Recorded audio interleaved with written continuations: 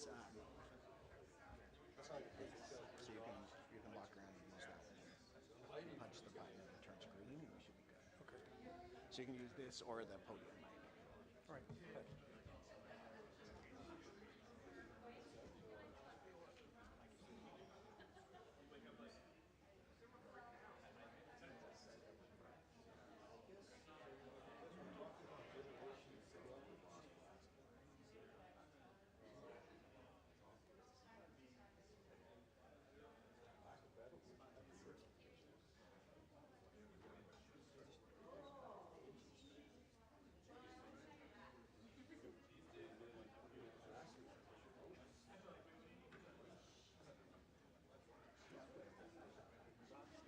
Why don't you just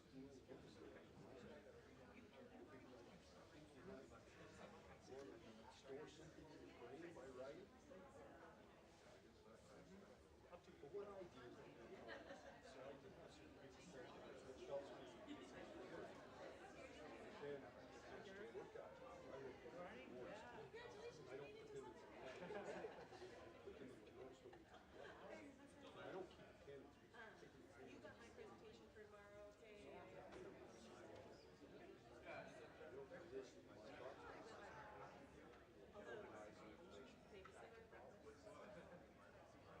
So that's why. Yeah, you do that. Especially during COVID. So if you have managed sitting in front of a screen, some elections. All right, I'm gonna go. So we had COVID did want to change. I was afraid of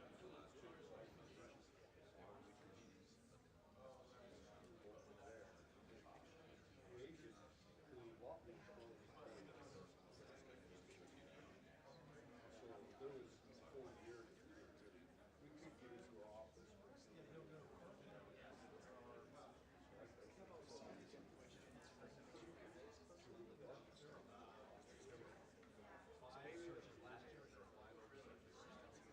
So I did find some entertaining. They're actually really fun. I was teaching the 1,000. That was a challenge.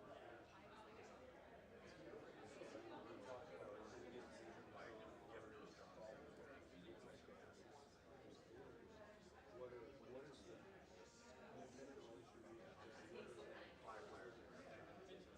yeah, maybe that's still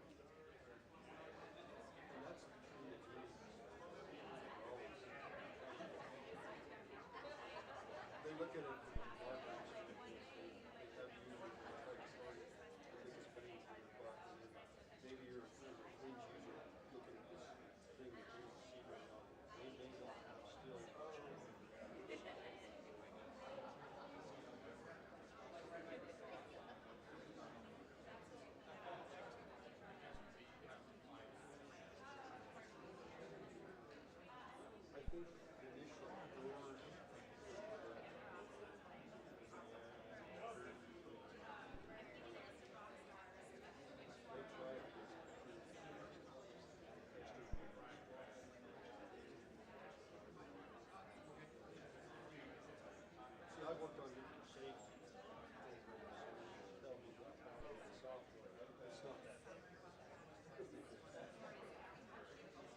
Yeah, it's commercial validation.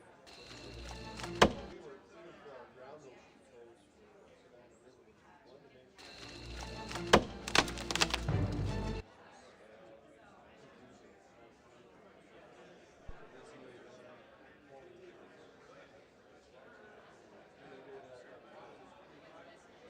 how I feel that the students from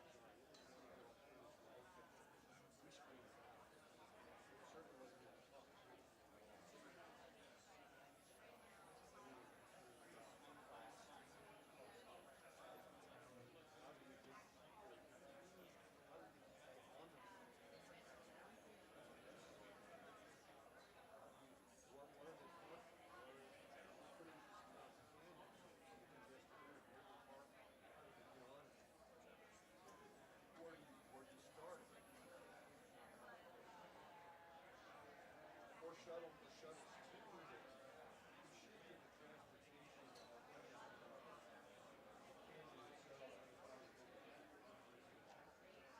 There are ways to solve it. Work on the other transportation. We started asking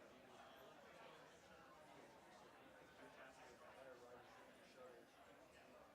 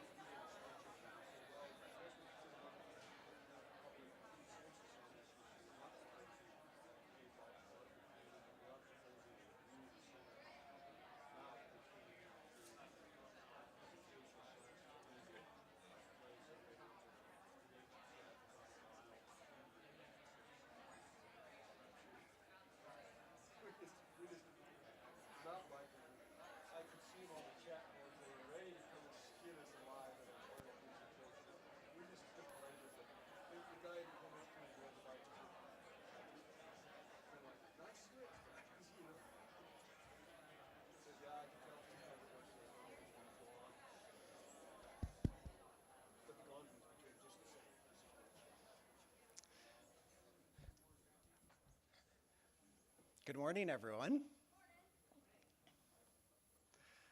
Well, welcome to the inaugural Wilkes Climate Summit at the University of Utah.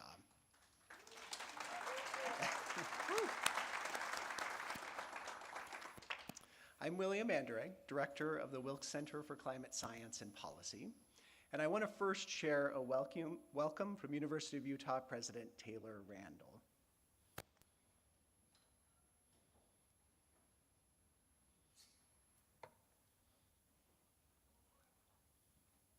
Can we do next slide in the video? Perfect, thank you.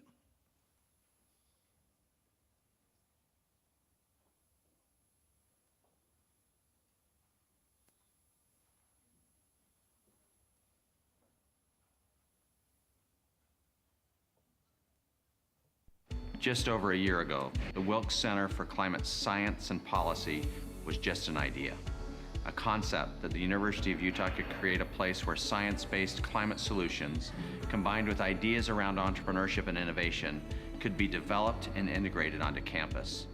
I was honored that Clay and Marie Wilkes approached the U with this concept in mind, and I was confident we could bring together a team to execute it successfully. Now, a year later, the Wilkes Center is already making an impact on the university, our state, and the world. Some of my favorite highlights from this past year include the formation of the Great Salt Lake Strike Team, a coalition of scientists, policymakers, and government leaders tasked with creating workable solutions for the urgent crisis of the Great Salt Lake. The Utah Climate Prize brought together a coalition of industry leaders and philanthropists to create one of the largest climate prizes in the world, with the goal to galvanize workable, innovative solutions to solve climate change. This challenge attracted submissions from all sectors of the economy and corners of the globe, and the finalists are here at the summit to present their ideas to all of you. One of the most impactful ways the Wilkes Center is integrating into our campus is the inclusion of our students into its programs and initiatives. Students are gaining valuable experiential learning opportunities through the Science Research Initiative, the Student Innovation Prize, and the research funding opportunities. Graduate students are dedicating their research to problems of climate change, setting themselves up to be future leaders in the field. A prestigious postdoctoral program will be launched next year, attracting the best and brightest scholars from all over the world. As we all know, there is still more to be done. The Wilkes Summit has brought you all together, scientists and policymakers, community advocates, and students, to launch future conversations and ideas on where we will go next. I look forward to hearing about the conversations and ideas that come out of the next 2 days. My thanks to all of you for supporting the Wilkes Center and believing in our vision for a better world. My sincere thanks to Clay and Marie Wilkes for creating this vision, and to the faculty and staff of the Wilkes Center for executing it so well. Enjoy the summit. Thank you.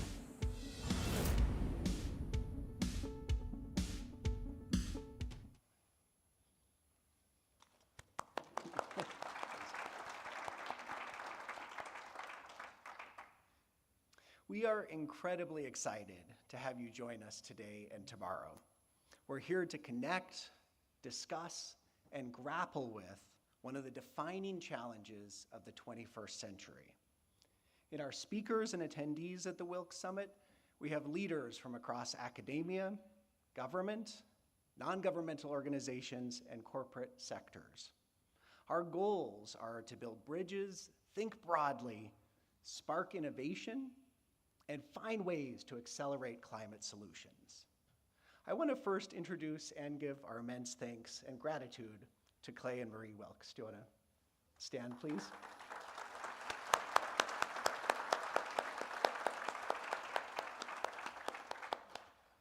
Guided by their vision, we launched the Wilkes Center for Climate Science and Policy in August 2022, with the goal of driving transformative science and innovation around practical solutions to climate change.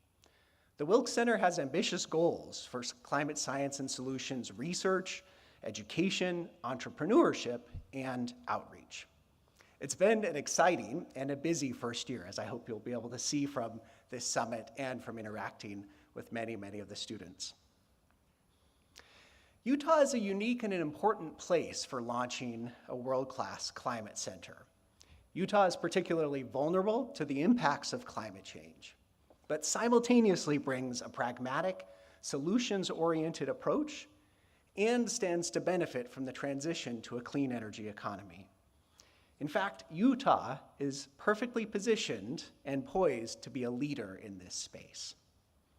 The Wilkes Center strives to fuse cutting-edge science with innovation, to respond nimbly to urgent societal needs, and to catalyze and elevate the incredible scholars and students across disciplines working on climate change at the University of Utah. We aim to inspire and train students to be the next generation of climate leaders. I want to briefly mention two major highlights from our first year.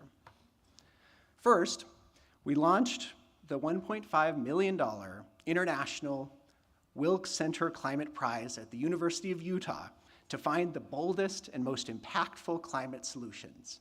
We're excited to have the finalists here today, and we'll be hearing from these 5 finalists later in the morning with their big ideas.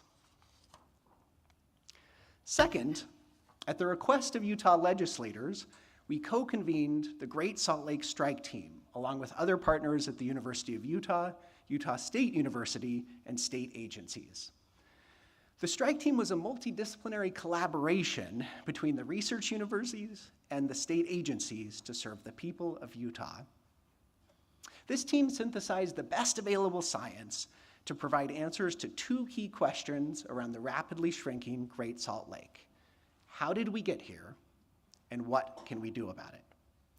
Our findings were stark but hopeful. The strike team provided a science and policy assessment to the legislature during the 2023 session. We'll hear more about the strike team and its findings in some of the panels today and tomorrow, and we'll hear more about the state of the lake and its future in tomorrow morning's keynote from Speaker Brad Wilson. When I look at where society stands on tackling climate change, I see both enormous urgency and hope. From unprecedented wildfires to major water challenges during a long-term drought, climate change is already impacting our health, our ecosystems, and our economy. At the same time, though, the energy, technology, and innovation we need to solve the problem are at hand and are starting to scale up. The scientific understanding here is crystal clear. The 2020s are the pivotal decade for the climate. We have a rapidly closing window to avoid dangerous climate change and chart a sustainable and prosperous future for everyone in Utah, the US, and around the world. And there are many reasons for optimism, but it's equally clear that it's going to take all of us. We need all of our energy, our ideas, our creativity, and dedication, and that is why we are here today. At this point, I'd like to invite Clay. Do you want to say a few words before I introduce our first keynote speaker?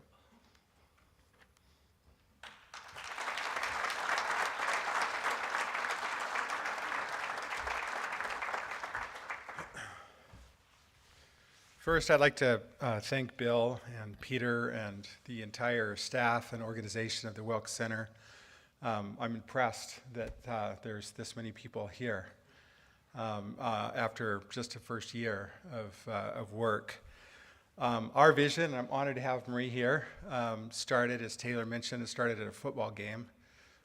Taylor invited us to a football game. I would say don't ever go to a football game with Taylor. It's not what you think. We spent the entire football game talking about what do we want to do. And Marie mentioned that we were interested in climate, and so here we are. We do have an opportunity to create. In fact, it is part of the vision that the University of Utah and the Wilkes Center become, as Bill mentioned, a world-class center. In fact, it's in the charter that if Bill is not creating a world-class center, then he's failing. There's an opportunity here, I believe, for the Wilkes Center to be the role model for how academia works with the other stakeholders in climate science and technology. And that's what excites me, is that it is one of the most significant problems facing humankind. And it touches every aspect of our life, and therefore it touches every discipline at the University of Utah. So when Taylor said, what do you want to do? We were like, we don't want to fund a building.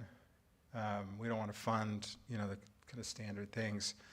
You've got to create and got to come back to us with a model that shows that you're working cross-functionally with the folks at the medical school and the people at the business school and the people within science and the people, in nearly every aspect of what is being studied here.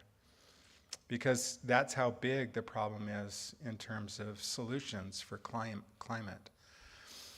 A part of the discussion was around a prize, and that's why we're here, part of the reason why we're here today, which is to look at the final submissions for the first Wilkes Center, I don't even know the formal names, Wilkes Center Utah Climate Prize. And we'll hear from those folks today, and I'm excited to see what can be learned. The bigger opportunity is not just in these interactions with these smaller entrepreneurial, kind of opportunities. By the way, Taylor is perfect for that. But I believe there's an opportunity for the University of Utah to really lead out in a much, much larger way. We made a $20 million gift to the university, which is relatively small. But its impact is enormous, because as a part of that, I told, give a little more background here. In one of the first meetings, Taylor brought in Peter Trappa, who probably many of you know. And he said, I want to bring these two schools together. And I said, I'm not interested. That doesn't interest me or excite me. He said, well, I know, but we're going to be we're going to study and do things related to climate. I'm like, look, you have got to go to the governor, get part of his $2 billion surplus, and really move ahead your schedule. You are the largest, Taylor, the largest user of electricity in the state of Utah. I haven't checked your water bill or natural gas bill, but I suspect you're the largest in both of those as well. You need to lead by example. And I want you to hold that example up to the rest of academia and challenge them after you've done it. So go and get the money, which he did. He went and got $330 million to change the University of Utah's schedule on climate. It's absolutely incredible. And more than that, we have indirect. Bill mentioned one thing, but indirect effect over what the state is doing in terms of their own spending. So between the policy piece and what's going on here at the University of Utah and what the University of Utah is spending alongside the Wilkes Center, it's approaching $1 billion worth of impact. And that's meaningful. And if we can get other states who are also, have got phenomenal universities that they're running, but have got significant ties into their state legislatures and agendas, we can actually move the needle by $1 billion per state, potentially. Every university should have a climate function. That's how big this problem is, and it's not going to change without that. We can't do it alone in this room. We've got to have nearly every, state and many private equity and venture capital and other folks aligned against this problem, or it's going to affect us in negative ways.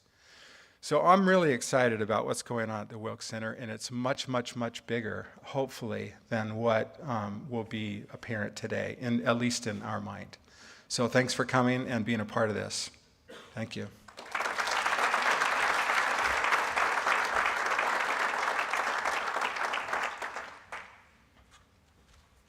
Thank you so much, Clay, and thank you, Anne-Marie, both for your vision on this.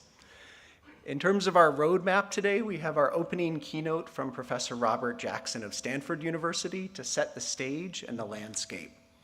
We'll then hear the big ideas from the Climate Prize finalists, And then we'll take a break for lunch. And during lunch, I encourage you to circulate and check out all the amazing student posters and talk to these incredible students.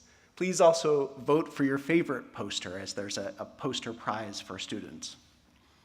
Then we'll have 2 sets of concurrent panels in the afternoon to dig into how different sectors can accelerate climate solutions.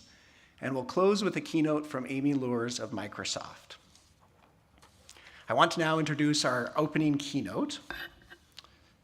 Robert Jackson is the Michelle and Kevin Douglas Provostial Professor in Earth System Science and a senior fellow at the Woods Institute for the Environment and at the Precourt Institute for Energy at Stanford University.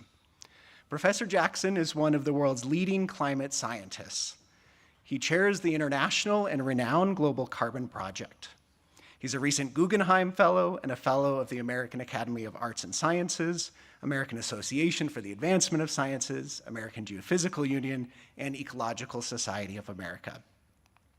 He received a Presidential Early Career Award in Science and Engineering from the National Science Foundation, awarded at the White House, and he has published over 350 scientific papers. I say over here because that's actually when I lost count and gave up counting, so it's well over that. With that, please join me in welcoming Professor Jackson.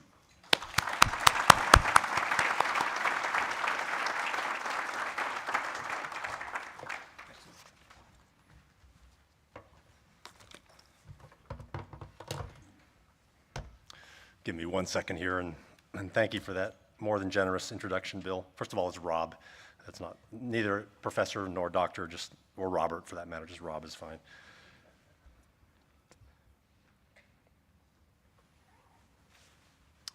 There's no clock in here. I will monitor myself. Does that work? I tend to want to wander when I talk. Is that okay? So first of all, thank you for having me, Bill. Congratulations on the new center. Thank you to the Wilkeses for your generosity. And it's a pleasure to be back in Utah. My wife and I went to graduate school here in Utah at that other university up to the north. But Utah is near and dear to my heart, so I'm always looking for an excuse to come back here and fish and ski and everything else we like to do.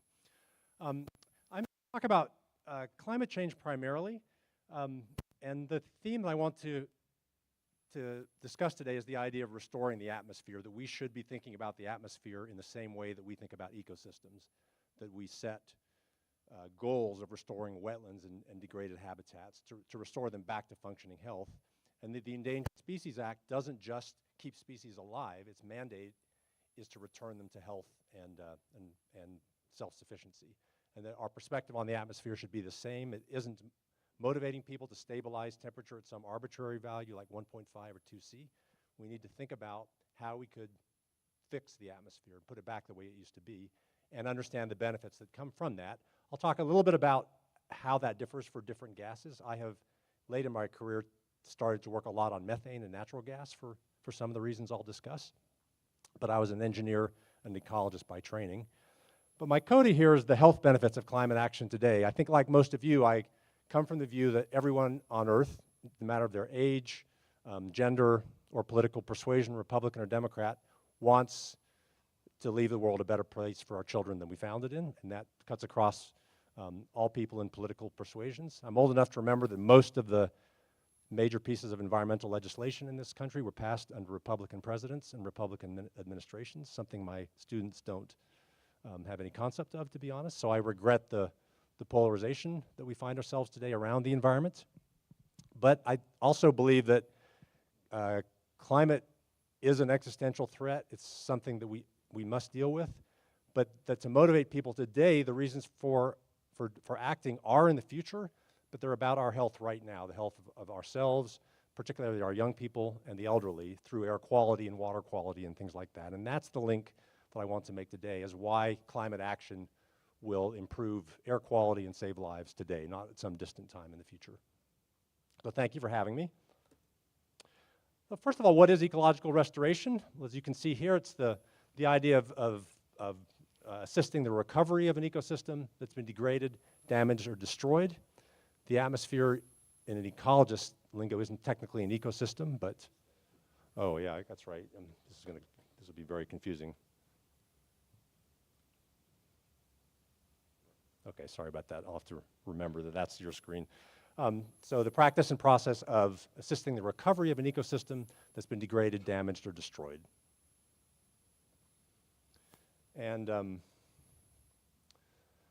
so that, as I've already said, the goal for the atmosphere should be the same. I'm just, 2 screens is too many for me here.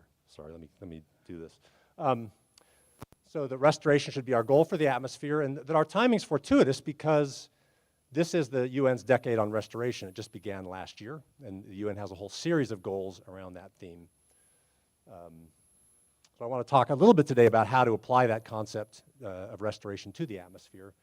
So in my talk, we'll start with evidence very briefly for climate change. I think we all know intuitively that it's happening. And then compare action on a couple of greenhouse gases. I will emphasize carbon dioxide and methane emissions today in my talk.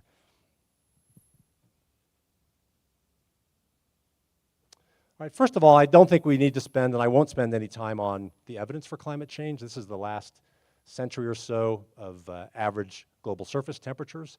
And you see the last 3 decades, the meteoric rise in temperature. We're already about 1.2, about 2 degrees F, 1.2 C above sort of the mid-century average. We're perilously close to 1.5 C already. And the black line in the middle there is the average for the 20th century. So you can see how anomalous our weather has become. And you can also, I think, we all feel how anomalous our extreme weather has become. We have normalized exceptionally bad weather into our economy and into our mindset. So in the 80s, the US had $3 billion weather disasters a year on average. This is data collected by NOAA, the Oceanic and Atmospheric Administration.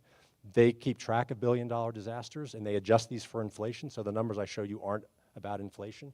So a few decades ago, there were 3 such events a year. Now there are more than 20 a year on average. And instead of costing us $20 billion a year, they're costing us $150 billion a year. So we're paying right now $100 billion a year more to deal with this weather. That's a cost of climate change today. And it doesn't feel normal because of the wildfires and the droughts, the kinds of things that Bill was referring to. The hurricanes, we have everything in California, I think, except the hurricanes on average. But this is becoming normal and will accelerate, as you all know. The wacky weather will become even wackier as temperatures continue to rise. So this is the cost of climate inaction today. The insurers tell us that the cost of inaction will be greater than the cost of action too. This is Swiss Re. This is one of the largest reinsurance companies in the world. These are companies that it's their job to understand risk. Right? So they estimate that climate inaction will cost us $20 trillion a year by 2050 and cost, whatever that number is, 18% of GDP if we do nothing. So the Swiss Re's of the world are telling us that climate action is far cheaper than climate inaction when we look at the long-term consequences for people in the economy. So a couple of, not really tongue-in-cheek, but a couple of op-eds about the health benefits, that we don't really need climate change to justify clean energy technologies. The top is one from the New York Times, enough about climate change, air pollution is killing us now. And one that I wrote in Scientific American, forget about climate change, tongue-in-cheek, that the reasons for climate action are health and clean energy today. And you can see some of these statistics, right? So globally, 1 in 5 deaths around the world, 20% of all deaths in the world are attributable to fossil fuel pollution. That's not from liberal think tanks, that's from health agencies and things like that. That outdoor air pollution, particularly particulates and ozone, causes 5 to 10% of premature deaths here in the US. And as you can see, that pollution from coal and cars kill over 100,000 Americans a year. That's a price we pay right now. These are senseless deaths that we don't have to bear. And that's more people in the US that die in traffic accidents, drown, and are murdered every year. So once again, these are benefits. If you envision a clean energy future, these are some of the benefits that come with that clean energy future that have nothing to do with politics and that we don't have to wait for our grandchildren to realize. And we know this is true because COVID is the kind of experiment that scientists like myself love to run, but they won't allow us to shut down the world's economy and make people stop driving. But when the economy did shut down, we understood the benefits of getting rid of air pollution. These are data from the European Space Agency, and they show you the difference between 2019 and 2020, and this for NOx pollution, I believe, nitrogen dioxide. And you're looking at Europe there, and the red are the hotspots of pollution. So you look at cities like Madrid and Paris, and you see how much cleaner the air was when people stopped driving gasoline-powered cars. So let me switch to the emission side. Just very briefly, I'll put my global carbon hat on. I want to thank the hundreds of scientists in GCP who contribute to our efforts. We track emissions of carbon dioxide, methane, nitrous oxide. You'll hear from people like Steve Davis, who are here at the conference on our steering committee. This is work led by Pierre Friedlingstein in France. Each of these dots is the amount of fossil carbon pollution over the last 40 years or so, going back to 1990.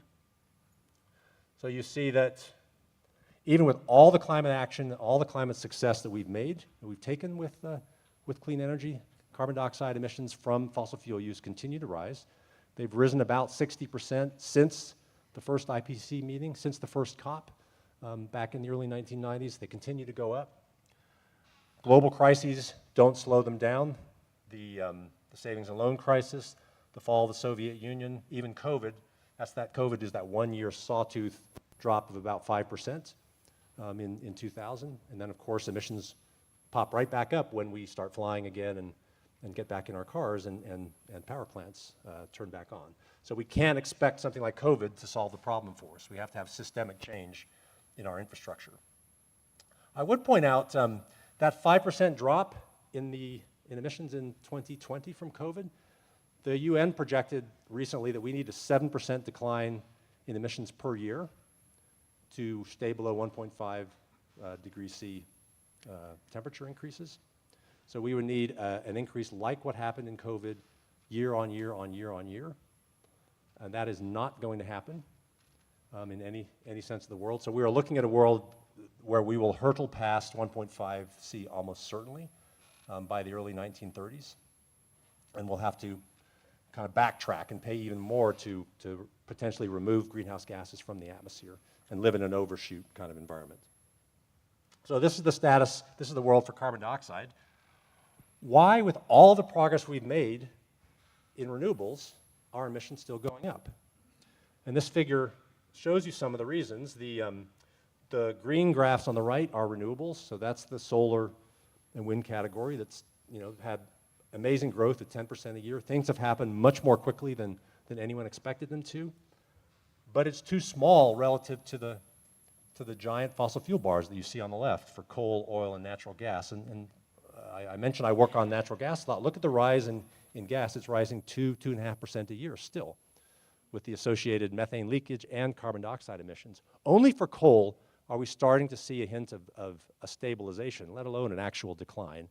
I think coal actually is declining. It has declined in the United States in the power sector and saved lives because of improved air quality, but that's not true globally yet. Petroleum use is potentially just starting to flatten. We'll see how the EV revolution goes. I'm sorry, an EJ is pardon the units, an EJ is an exajoule.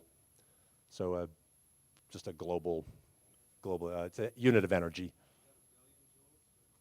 An exa, no, sorry. Yeah, let me park that thought. I can't remember. I can't think on my feet.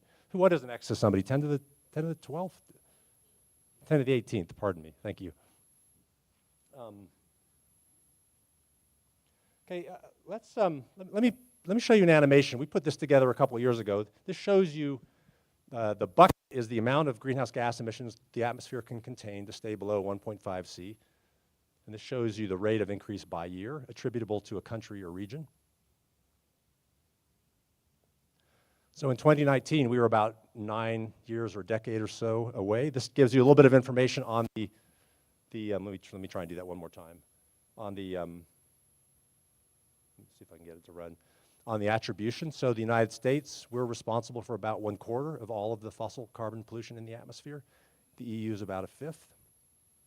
I want you to just understand how quickly the rise is per year now. So with about our 40 billion tons of carbon dioxide a year. So we released this and it got about 3 million views within a couple of days. Where do our emissions come from in the United States? Right, they come from the transportation sector, roughly 1/3, electricity, roughly 1/3, and the rest primarily industry and homes and buildings. About 10% of our fossil carbon emissions come from our homes. That's mostly gas use, gas stoves, water heaters, and furnaces. I'll come back to that at the end of my talk. But each of these pie charts, each of these pies in that chart, or wedges, need to be close to zero, ideally within a decade or two, to have any chance to keep temperatures below that 1.5 and even the 2 degrees C rise. So we have to think about how we decarbonize all of these wedges. Some of them are harder than others. I think the hardest sector in my mind is the industrial heating applications like smelting, cement production, primary steel production that require furnaces that operate at thousands of degrees.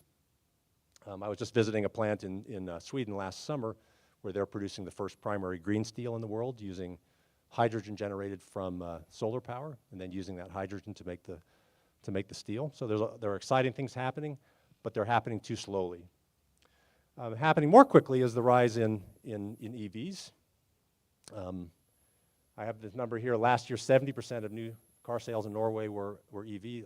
In fact, it was 80%. And if we want to look at a future where an EV revolution is already occurring, you can look no farther than Norway, where I think about half the cars on the road there now are electric. They haven't had major problems with their grid. They haven't had any of the kind of suggestions that could happen if we were to do this here. The transition's been, they have had some problems, but the transition has been remarkably smooth. And their air is cleaner, demonstrably cleaner because of this transformation. So just a couple of examples of different sectors of our economy. Bill McKibben, a climate activist, likes to say that winning climate slowly is losing, or something to that effect. And this is sort of my take on where we are today. The green revolution is winning, but we're winning slowly and not fast enough to stave off the most damaging aspects of climate change. There are some talks, and I've already been through the posters, for land-based, so forestry, agricultural-based opportunities. There are some tremendous opportunities there. Some of our lowest cost carbon solutions are found in our land-based solutions. Soils in particular are something that we work on in my group. They're good for storing carbon, and in fact our natural lands already remove almost 1/3 of all the fossil carbon pollution we emit into the air every year. So they're doing us a service today, and there are ways for us through management and other things to enhance that uptake. And then there are they're not really science fiction-y things because they're happening. There are the technologies that allow us to remove carbon dioxide from the air after its release, which we increasingly will look like we'll need to do. This is not a replacement for mitigation, right? It will always be more expensive for us to take carbon dioxide out of the atmosphere as a dilute gas than to keep it from going there to start with. The same is true for methane. So while I work on and support carbon dioxide capture and even methane removal technologies, they are a second best approach at best. And the smartest thing we can do is to keep the gases out of the atmosphere to start with. Let me switch, if you'll indulge me. I mentioned methane is the gas that I spend most of my time on in my research lab. And I think all of you have some sense of methane. It's gotten a lot of attention in the last couple years. And there are a few reasons for that. The Global Methane Pledge was launched a year ago by the US and the EU. And that's a goal of reducing methane emissions by 30% by year 2030. And that's the first global methane agreement to talk about reducing emissions. So why do we care about methane? First of all, it's responsible recently for about 2/3 as much warming as carbon dioxide has. It's far more potent than CO2 is, 30 to 90 times more potent, depending on what time frame you use. And the time frame is important because methane only lasts in the atmosphere about a decade. So if we could envision a world where we cleaned up or eliminated all of our fossil energy emissions and all of our agricultural emissions, everyone in this room could see the atmosphere restored back to pre-industrial concentrations, including me. And that's one of the goals that I've been working towards in the last couple of years. So methane is really the only gas, the only greenhouse gas that we have a lever for in the next decade or two to dial down temperature increases by a half a degree C, 1 degree F or more. There's no other greenhouse gas that provides that opportunity because of its potency and because of its relatively short lifetime in the atmosphere. This is our global methane budget from the Global Carbon Project, led by Marielle Saunois in France. Each of the orange arrows is a methane source under human control. Each of we'll start from left to right. The one on the left is energy-based emissions. So you see about 100 million tons of methane leak or are emitted to the air every year associated with coal, natural gas, and oil extraction, transportation, and use. That's not the biggest source of human methane, though. That's actually agriculture, primarily cows, ruminants that burp methane into the atmosphere because of microbial activity in their guts. Rice agriculture, waste, manure management, and things like that. So that arrow is twice as large as the energy arrow. So I will emphasize energy-based emissions today because that's what I work on, but we can't lose sight of the importance of agriculture in the mix. Agriculture is responsible for almost as much methane reaching the atmosphere as from all natural sources. The largest natural source is wetlands. That's the middle green bar. We just launched a project with collaborators in Peru, Brazil, French Guiana, and Botswana to track tropical methane emissions from wetlands. And people are concerned about tropical emissions because as the Earth warms, first principles tell you that microbial activity will increase, and we expect natural emissions to go up because of climate change and warmer temperatures. The same sort of feedback that we're so concerned about in the Arctic for permafrost systems, where you sort of supercharge microbes and they start chewing up organic material in the soil. So we're tracking natural emissions, and we're also starting to think about, can we manipulate the sinks, the things that destroy methane in the air? That destruction happens primarily by microbes in soils, in dry soils as opposed to wet soils where methane is released. And it happens in the atmosphere from sort of natural detergents like hydroxyl radicals and chlorine radicals. So people are starting to think about, and tech startups are starting to consider, are there ways for us to enhance the oxidation of methane once it's in the atmosphere?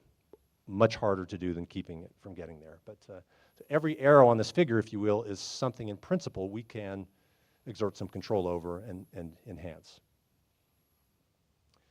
I mentioned cattle. This is my only agricultural slide. There's a lot happening in this space, and when you think about this 100 million tons coming from cattle, we got a couple of options to release those or reduce those. Right? We can keep the methane from leaving the cow to start with. So you can imagine a feed additive, an algae species, an essential oil, or even a genetic manipulation, if you will, that changes the rate at which methane is formed in cows. So if you have access to the 1.5 billion cattle on Earth and could feed them small amounts of some supplement, there's good evidence now that we could reduce emissions more than 50%, inching our way towards 90%. There's a lot of work happening there. That's not the only way, though, to reduce ruminant-based emissions, right? The other way is for us to change our dietary preferences. So if we eat a more plant-based diet and eat less beef and less ruminants, then we'll reduce the number of cows on Earth and cut methane emissions that way. I think it will take both those things. It will take technologies like feed additives, and it will take changes in dietary preferences. I would wager there's probably no one in this room that doesn't have access to enough protein. There are a billion people on the planet who need more protein, not less. So I acknowledge their needs first and foremost. But for a person here, it's something that we can do to make a practical difference. Let me make my my final foray, if you will, down the energy supply chain. I want to look at methane emissions starting upstream at wells when it's extracted and comes out of the ground. How much leaks into the air, and what technologies are coming into being that will help us find those leaks more quickly.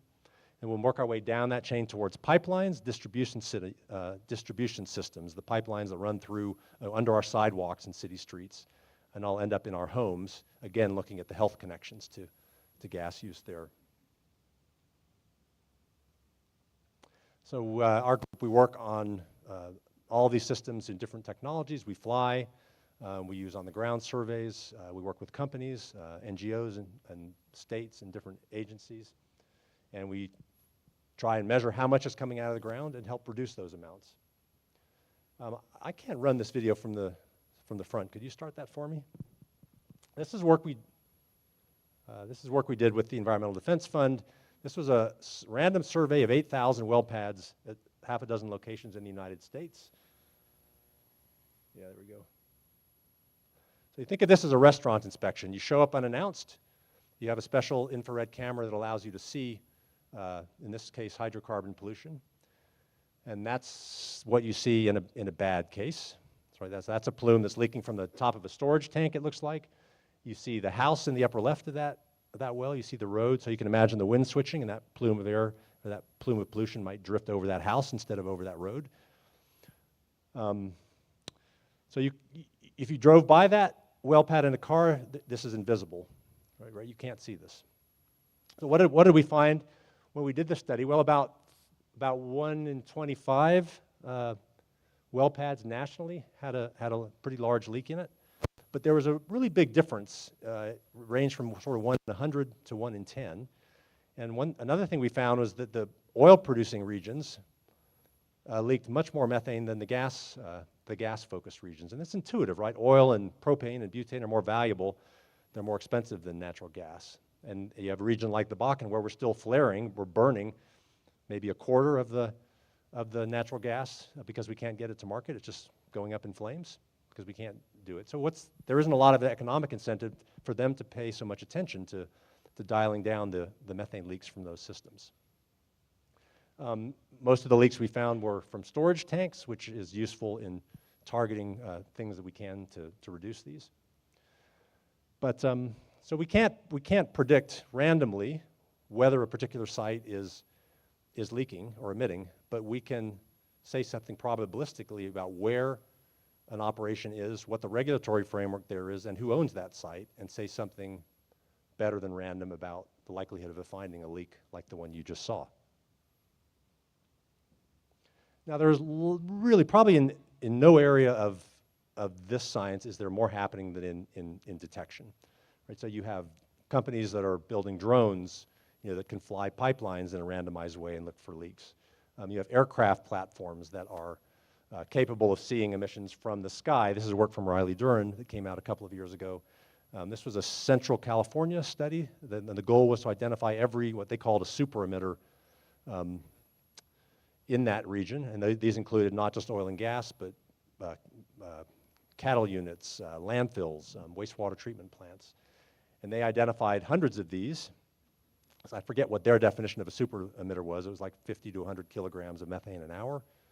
And you can see the kinds of plumes on the right. Each of those plumes is coming from a particular source, and we can detect those sources now from the sky. And even more excitingly, we'll be able to detect them from space. There are already companies like GHGSat based in Montreal that do this. GHGSat is a point-and-shoot company. You hire them, and they shine their satellite down on your operations and tell you what's leaking and how much. They're a private company. You have to pay for that. But these are public satellites that are launching in the next couple of years, one run by the Environmental Defense Fund, MethaneSat, and one that's a private public partnership in California called Carbon Mapper. And with these technologies, we'll be able to find large methane leaks much faster than we have, and in places that we can't get to, right? I can't fly a helicopter in China or in Russia, right? But with a satellite, you can search anywhere in the world. So we're approaching a world where anyone will be able to go online and look at methane emissions almost in real time from different places around the world. And I think that can't do anything but help us get leaks put out more quickly than we do today. One thing we're doing is building a database of sources for these satellites. So you can imagine you have a satellite, you find a plume, you need to know what's on the ground. So this is a machine learning, artificial intelligence project we have to literally map every oil and gas well, landfill, wastewater treatment plant, and methane emitting infrastructure in the world. And so when there's a plume that's found, we can see what the source is. This is work with the computer science department at Stanford. So let me move farther downstream, talk briefly about streets. Some years ago with Nathan Phillips, my colleague at Boston University, we published the first maps of methane leaks from streets. So this is Boston, and every red line you see here is a road or a block that we drove. This is like a lawnmower. So we literally drove Boston back and forth, every block, and had an analyzer, a laser analyzer for methane in the back of the car. I like to fish. It's a little bit like trolling. You're driving along, and that analyzer pings, right? That tells you that there's a leak at that point. You have a GPS unit in the car, so you track where you are. You have an anemometer. It tells you what the wind direction is. It tells you which side of the street that leak is coming from. And if you find a big one, you can go around the block and find it again. So we mapped 3,400 leaks here in Boston. Occasionally, we get something done. The mayor of Boston at that time, Tom Menino, commented on the paper the day after it came out about needing greater scrutiny. Now Congressman Markey wrote a letter talking also about scrutiny. And best of all, the state the next year passed an accelerated pipeline repair and safety bill to reduce those leaks. And they didn't do it from the standpoint of climate. They did it for reasons of safety. Right? Each of those yellow spikes is a potential explosive risk. Those explosions are rare. They don't happen often. But they're possible, and they do happen. So it was safety more than climate that motivated these changes. Same thing happened in DC. We mapped 6,000 leaks there. We're currently working in sort of legacy issues of abandoned oil and gas wells and in homes, which is where I'll end with today.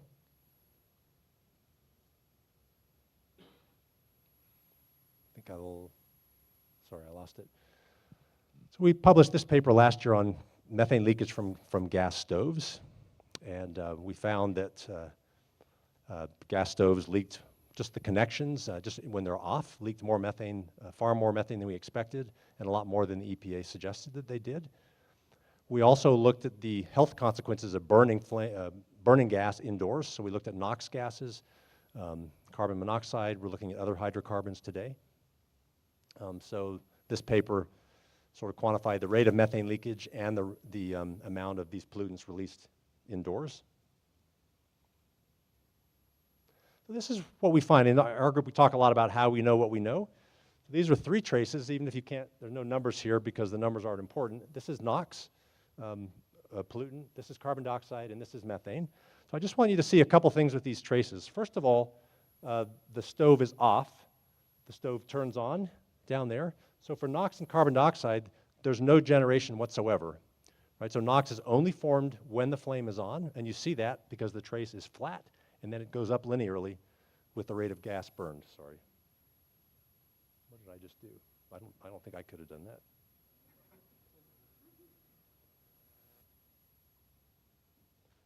Take me back to that trace, and I'm finishing up. A couple more up. There you go, right there, that one. Okay, so the NOx was flat until the flame turned on, and then it started to elevate. Same for carbon dioxide. You'd expect that there's no carbon dioxide in the natural gas, but as soon as you start burning methane, the constituent of natural gas, it goes up. But look at methane. Methane is rising the whole time. That's the slow, steady leak that you see. That slope's not flat when the stove is off, and essentially every home we go in has these kinds of slow but steady leaks that we can quantify.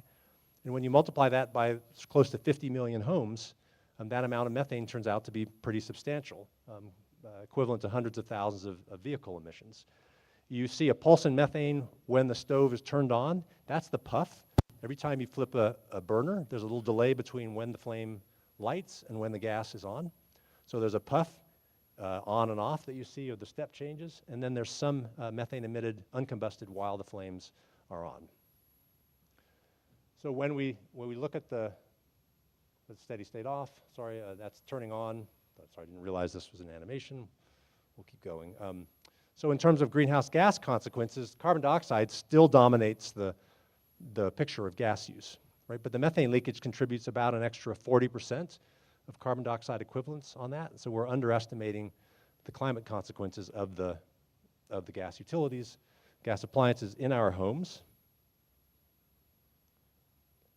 But I think that's actually not the strongest reason to consider switching from our gas appliances. I think the better reason is for health, and let me show you why I say that. So NOx, particularly nitrogen dioxide, is formed under very high temperatures, as in flames. NOx is the primary reason we have catalytic converters on our cars to get rid of it and keep it out of the atmosphere.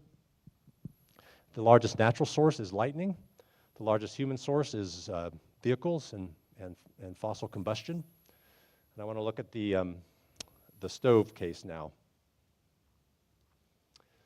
So here are some examples of concentrations that you would be breathing for NOx when we turned, in this case, the oven on. So this is one stove, one oven on. These are sort of 8-hour time courses. This black line you see here is the EPA outdoor threshold for 1 hour exposure to NOx. It's similar to the World Health Organization's indoor and outdoor threshold. So this is what the health organizations tell us we shouldn't be breathing outdoors and indoors. And not in every home, but in some homes you see the indoor air concentration reaching 3 or 4 times that amount within an hour or two of turning the gas stove on. That's not even in the kitchen, that's in the bedroom down the hall. Right, you see that gas concentration can linger for hours after the oven is turned off here as well. So you think about that kind of exposure, 300 days a year, every time we're using the stove, breakfast, lunch, or dinner. These concentrations depend on ventilation, they depend on what kind of hood you have. Most hoods don't even send pollutants outdoors, they just mix them in the kitchen, and 2/3 of people don't use their hoods. So this is a direct consequence of burning gas in our homes. We would never stand over the tailpipe of a car breathing the exhaust, and yet we willingly stand over flames and the combustion in our stoves and breathe in the exhaust products. So it motivated this as much as the climate consequences motivated me and my wife to get rid of our gas appliances, so we did that in the last 6 months. Stove, water heater, and furnace, and the climate reasons for doing it are strong too.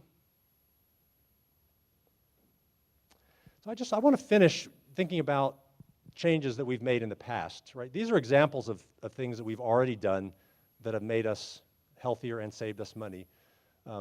Getting rid of lead in gasoline, now it seems like such an obvious thing to have done. We can't imagine a world where we're still pumping that much lead into the environment as an additive into gasoline. And yet when that change happened, I'm not old enough to remember the debate on leaded gasoline, but I know the same arguments occurred then about it's too costly, it's too disruptive, we're not sure it's going to work. It did work. It's saved lives. It continues to save lives today. And you see it in the number there, 96% drop in lead in the blood of children in the United States. It's not the only source of lead, but it was one of the dominant ones. So that today, lead in paint is really the lead source we worry about in old homes. We don't worry about pollution from cars anymore. Protection of the ozone shield, similar story, right? We save life on Earth, save the ozone hole. Easier than climate because we were able to swap one refrigerant for another. But the same sorts of discussions, too expensive, too disruptive, we're not sure it's going to work. It did work. It worked faster and cheaper than people expected. Doubly so for the Clean Air Act. There's probably, maybe clean water, you could argue that, I would argue there's no bill in the United States that saved more lives than the Clean Air Act and its amendments over the last 50 years, right? As you can see, it saves hundreds of thousands of people a year today, and the EPA estimates that the return on investment has been 30, so that we've saved 30 times the amount of money we spent through the Clean Air Act. So I began this talk by saying, let's think about restoration for the atmosphere. And this is a specific example of what that would look like. This is a graph of methane. You can see the sort of long-term level of methane in the atmosphere, about 500-700 parts per billion here. You see the rise now, we're about 2.5-fold higher than we were prior to industrialization. If we were able to eliminate sources from agriculture and fossil energy use, everyone in this room could be alive to see that concentration restored back to pre-industrial levels. We would save more than 1 degree F warming or 0.5 degree C We would save hundreds of thousands of lives because reducing methane in the atmosphere has an added-on benefit of reducing surface ozone levels as well. So there's an air quality link for it. So this is the reason in the sort of this last stage of my career I've chosen to focus so much of my time on natural gas and methane leakage, because it's the strongest lever we have. And of course we can't forget about carbon dioxide and nitrous oxide and the other gases. But if we want to do something today, and today being sort of a decadal time scale, this is the gas that's under our most control, and that you and I can do the most about through our choices. So I'm going to stop there. I'm going to thank you again for your attention and for the center, and congrats to Bill. I'm happy to take any questions.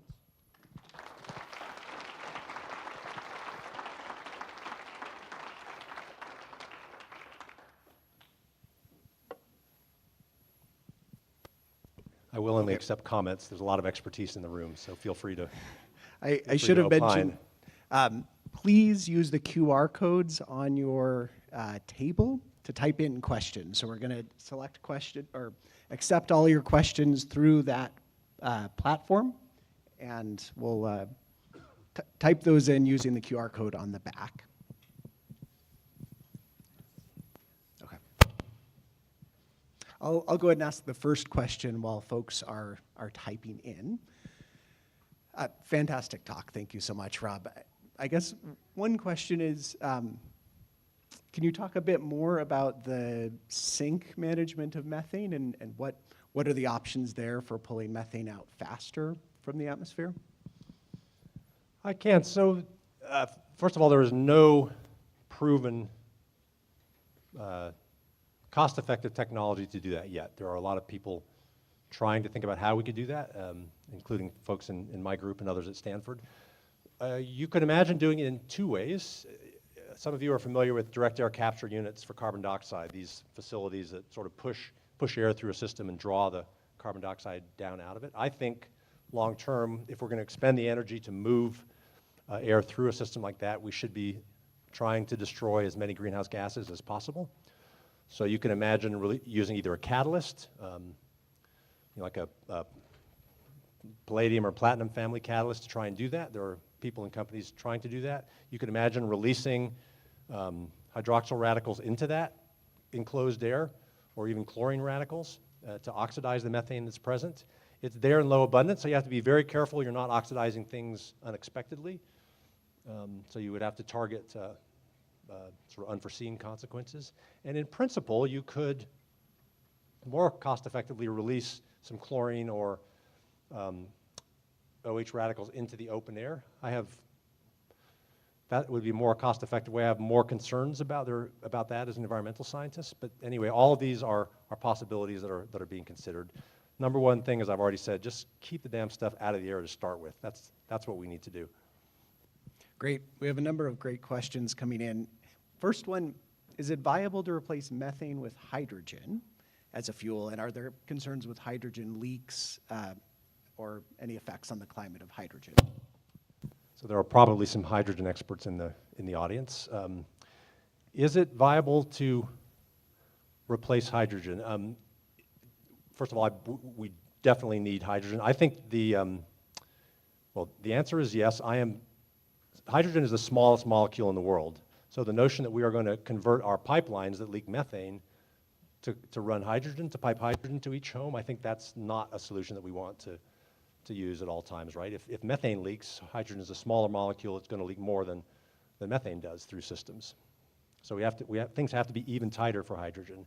But I mentioned the steel plant I went to in Sweden. What they're doing is using hydropower, renewables which Sweden has abundantly, to produce hydrogen. And then they're taking that hydrogen and replacing coal in the formation of primary steel, both as sort of a structural agent and as a chemical agent that's added. And so I do believe there's a strong place for hydrogen in industries like smelting and such. Sorry, I'll stop rambling. The answer is yes for industry. I don't think you'll see a world where our vehicles run on clean hydrogen. And there's a whole nother discussion to be had about if we're using solar and renewables to make that hydrogen, might we be doing something else with that solar and renewables before we make hydrogen? but that's for someone else to think about. Great. I'm going to merge a couple questions here. How do people who live in apartments reduce or minimize the effects of their gas leakage? And then a similar question is, how much does it typically cost to change from gas to electric? And how could we help accelerate that in apartments or homes of folks who can't afford that? I'll try and be brief. That's a really, really difficult issue. We work with an environmental justice group called the Central California Asthma Collaborative. So we take measurements in people's homes in Bakersfield, in lower income neighborhoods. Almost all of those people rent their apartments or their homes. So they don't own their appliances. They can't make a decision to change their appliances. And you don't want any of us, including myself, to have to change appliances before the end of their lifetime, right? Ideally, we want an orderly transition. So my answer to the question is that this is the reason I support so-called REACH codes or building codes, right? We don't want to tell people you have to get rid of your gas stove today. We want to give people incentives not to put the next gas stove into their home, to make it be electric. And these building codes and REACH codes that California, that New York State just passed, mandate electric construction in the future. In California, it's sort of 2035-ish. In New York, it's what, late 20s, I think? It's pretty soon. So I support codes that encourage electrification, and of course we have to clean up the grid behind it as well. Can you talk about some of the health impacts from VOC emissions in stoves? I can. We actually have some work on this in press that I'm not able to talk about. We are we have new analyzers allowing us to look at a whole new suite of pollutants produced indoors. We're looking at benzene and other hydrocarbons in particular. So I think I'll just leave it as we haven't understood the full consequences of the indoor pollutants that are being generated in flames indoors, and other groups and people are working on that too. So what was the second half to that question? Sorry. Just the health impacts, if you. Benzene is a carcinogen. Some of these VOCs are carcinogens. So there's no safe level of exposure to those, and we do everything we can to get rid of other sources in our lives. Secondhand smoke is a biggest source for some people. If you're living in Mumbai, there might be 100 ppb benzene in the air just from industrial activities. But here in the United States, we don't have that many sources of benzene and VOCs like that left in our lives, and we shouldn't be breathing them from appliances indoors either. What are your thoughts on, what would be your top 3 kind of public policy solutions to think about in reducing methane in the US? I'm assuming everyone can hear the questions from Bill. Well, I think ultimately there has to be a price on pollution, right? No technological solution is ever going to be cheaper than free, right? And so you can imagine a mandate, a regulatory framework that requires reductions, but I believe until there's some price on carbon dioxide as well, that we won't see industry-wide, or unlikely to see industry-wide changes. A national price on any pollutant in the United States seems unlikely in our current political environment. You're seeing states try different things. We're a federalist country, so California is clearly doing very different things than Texas and other states. So in California, we're experimenting on some ways to reduce pollution through pricing and mandates and setting targets, requirements for the state. So a carbon price would be one. Don't let us continue to pollute for free. I guess related to that, do you think the methane fee in the Inflation Reduction Act is going to drive substantial changes there? I think it's not broad enough. The disincentives we're talking about now essentially only target people who are companies that are identified to produce sort of more than they should. So sort of the mid-level amount of emissions is okay under that framework. So if you really have to show somebody's being a terrible actor to have that fee kick into play, and we need to get rid of all those emissions. So it's not enough. And what are some of the most exciting science frontiers here in monitoring and then responding to methane leaks and methane emitters? I already mentioned the one that I'm most excited about, and that's the power of visualization, right? The ability of not just satellites, but planes and drones and things to find, to find emissions. And it only apply for the most part to the energy sector, right? No company wants to lose a product that it can make money on, right? So if companies can find sources faster, and if other people can help companies find sources faster and say, there's something going on in an operation, we need to tackle that. Or if a particular country is particularly lax about its regulation, then we can find those things from the sky. So I think that's probably the thing I'm most excited about. I think there's a lot of interesting science happening in microbial ecology, thinking about understanding uptake and destruction of methane and microbes as tools for remediation, plants too. So maybe that's enough. We've talked quite a bit about tech-focused solutions. Can you dive a little deeper on some of the behavior and lifestyle type solutions we should be thinking about? Yeah, for sure. I've talked too much about tech-based solutions. I mean, I view climate change as a justice issue as well as a long-term survival issue. People of color bear the brunt of the kinds of pollution that I've described today. We published a paper a couple of years ago that analyzed health outcomes for about 150 countries around the world. And each country was arrayed along an axis of energy consumption per person. So it's very clear that you need a basic level of energy to thrive, to survive and be healthy. But the amount of that energy is quite low, so that whatever outcome you look at, where health or mental well-being, the outcome goes up and then essentially plateaus, or in some cases even starts down a little bit. We in the United States use 4 times the global average energy of the world. And as far as you can tell from the health metrics, we get nothing for that. Right? We're not healthier, we're not healthier physically, we're not healthier mentally, we're not happier than people in other countries. So I think part of the climate discussion can't just be about replacing technology, it has to be about using less for some of us, right? If the whole world bought EVs at the rate that we do in the United States, there would be 5 billion more cars on Earth. And that is not sustainable in any model that we would wish for, but that's what the world would look like if they all lived the way we do. Okay, I'm going to pivot once more. Can you talk a little bit about the creation and enhancement of natural carbon sinks, potentially forests or other nature-based climate solutions? I can, and this is something that Bill has worked a lot on. I am very excited about synergies of land-based management, soils, particularly applying the concept of restoration, as I described, for the atmosphere to forest, recovering lost forests, planting more forests. There's a trillion tree initiative that's gotten a lot of focus. So I think anywhere we can encourage restoration, particularly of natural forest systems where you get additional biodiversity benefits, and those forests will suck carbon out of the atmosphere. I think that's a win for climate. It's a win for water and air quality, and a win for other species too. It's the cheapest form of carbon removal that we have, trees and natural climate solutions.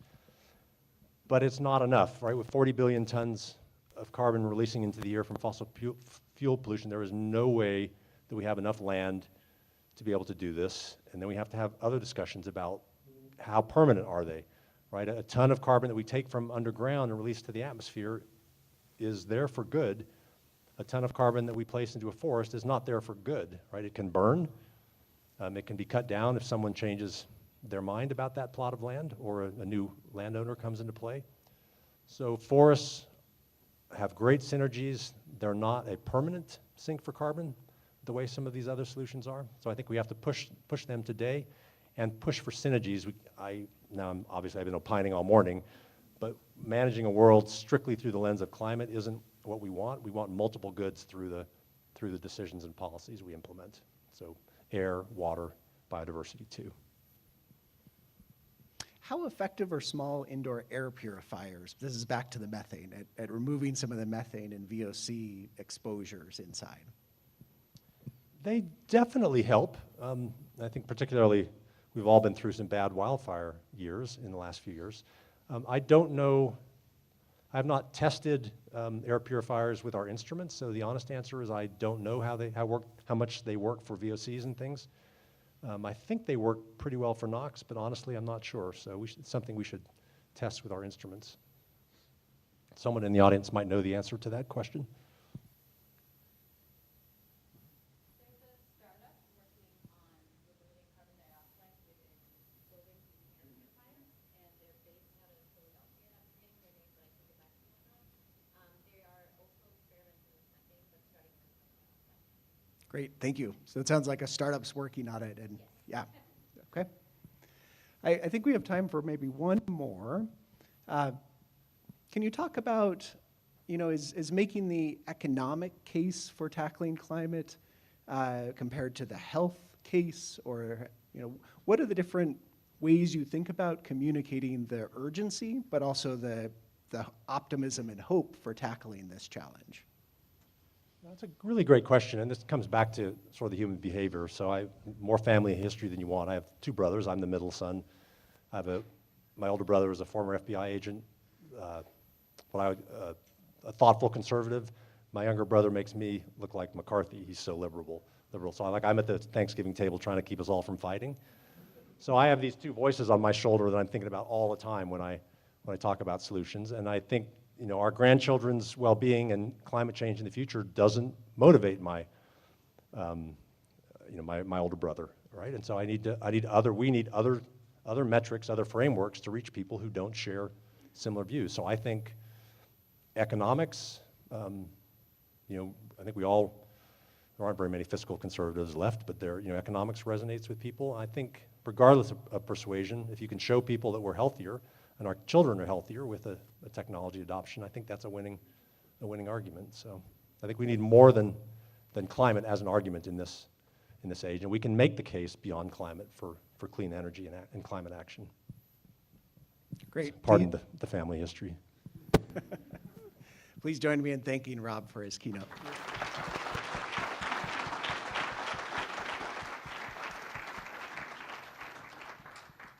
With that, we're going to take a brief coffee break. We'll be back at 10:45 with the prize finalist pitches.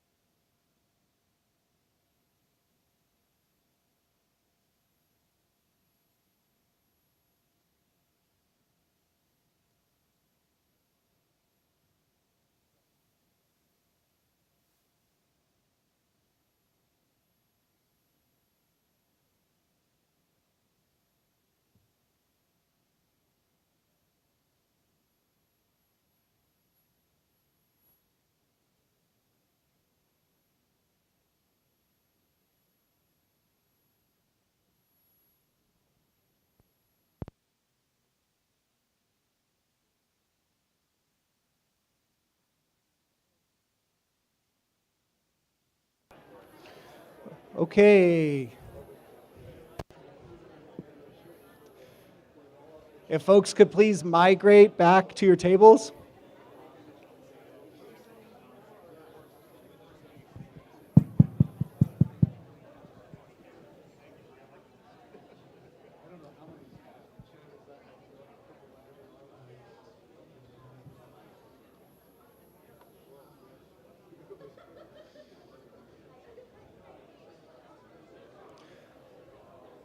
Take your seats, please, folks. We've got an exciting set of presentations coming up.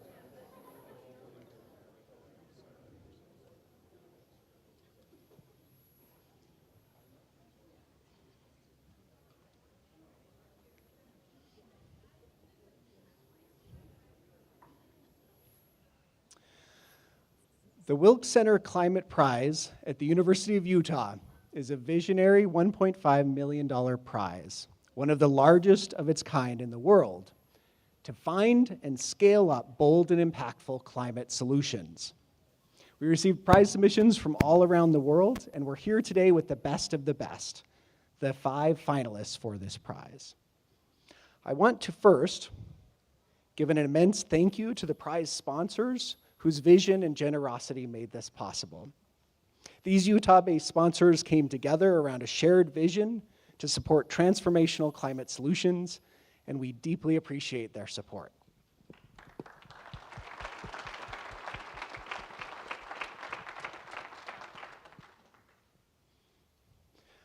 I also want to thank our expert panel of judges who are world leaders from a broad range of backgrounds and expertises, and we look forward we're going to hear the prize finalist pitches today, and we'll engage with our judges, and the prize winner will be announced in early fall, so please stay tuned for the next and final phase. With that, I'm going to introduce our first prize finalist, which is the Land Institute. Dr. Brandon Schlappman is the lead scientist for perennial legume breeding at the Land Institute, which is an independent nonprofit research organization developing perennial, diverse, regenerative grain crops for agriculture. And again, please input your questions for these prize finalists using the QR code during the talk or after.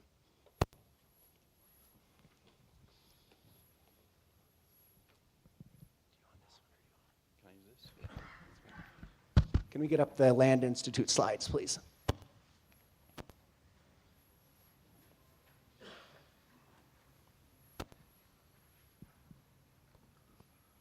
I guess while we're waiting, thank you very much to the Wilkes Center, to Clay and Marie, and for everyone else that's attending today.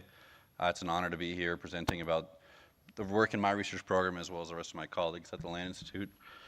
I've been with the Land Institute for 6 years now. I have a 9-year-old daughter. She calls me a farmer scientist, and I think my background, I still farm, and I think that's been really important to my motivation for working at the Land Institute. And I think that Land Institute, one of the things that we see when we think about agriculture, we have a lot of agriculture businesses that are still breeding new crops, or creating new varieties of traditional crops like corn and soybean. We're developing new management practices, and we can kind of think about that as software for an agricultural system that depends on the hardware, a few crops. And our vision, I guess, at the Land Institute is to create brand new hardware, brand new crops that accomplish one really important thing. And that is, when we think about agriculture right now, in general, when we think about sort of climate mitigation opportunities, oftentimes we're talking about 2 crops. We have 2 pieces of hardware in an agriculture system. Those are cover crops, for example, and that cover crop's sole role is to accomplish conservation goals for the farmer and the community. And they have a second crop. That cover crop usually is a net expense to their operation, and we have a second crop, which is the cash crop, which is the revenue source for that grower. And today I want to introduce you to the concept that the Land Institute's been working on for the last 50 years. Today I'll talk to you about perennial baki bean, which excitingly is one of these perennial grain crops that we're envisioning accomplishes both goals, both the economic and conservation goals in the same fields, and contributes to climate mitigation, soil, water conservation goals while improving farmers' operations economically. And this is a big deal. Many farmers want to participate in this cause, and right now the hardware is just simply not there for them to do that.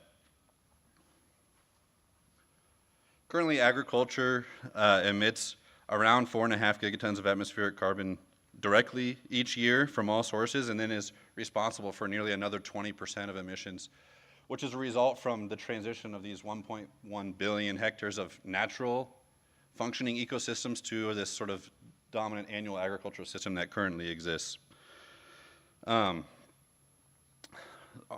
the Land Institute, our vision basically is to create these new perennial grain crops that reestablish the carbon accumulating and nutrient management processes that are common in ecosystems like the prairie. And Baki bean is one of those first examples. And our conservative estimates suggest that this transition to perennial grain crop production globally could reduce total global carbon emissions by 15 to 30%. This is a workable, science-based, active solution to climate change. We know and are confident that perennial Baki bean domestication and commercialization is possible, and that's through our ongoing efforts to domesticate and commercialize Kernza, which is the first perennial cereal grain crop in the United States. It was named one of the top 10 food trends by Whole Foods in 2022, and you can see that there's various products, food and beverage projects in the marketplace. And one of the things to notice is the large root system of Kernza here compared to annual wheat, and that root system is composed of carbon that was pulled out of the atmosphere.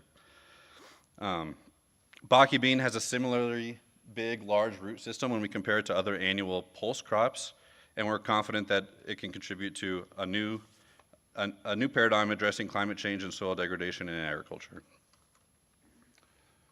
Since 2018, my breeding program has been working to domesticate this crop as a nutritious, versatile pulse crop. We're calling it perennial Baki bean in the marketplace. Baki means eternal in Turkish and sort of demonstrates that transition from annual to the sort of eternal vision that we see for annual row crop or perennial row cropping systems.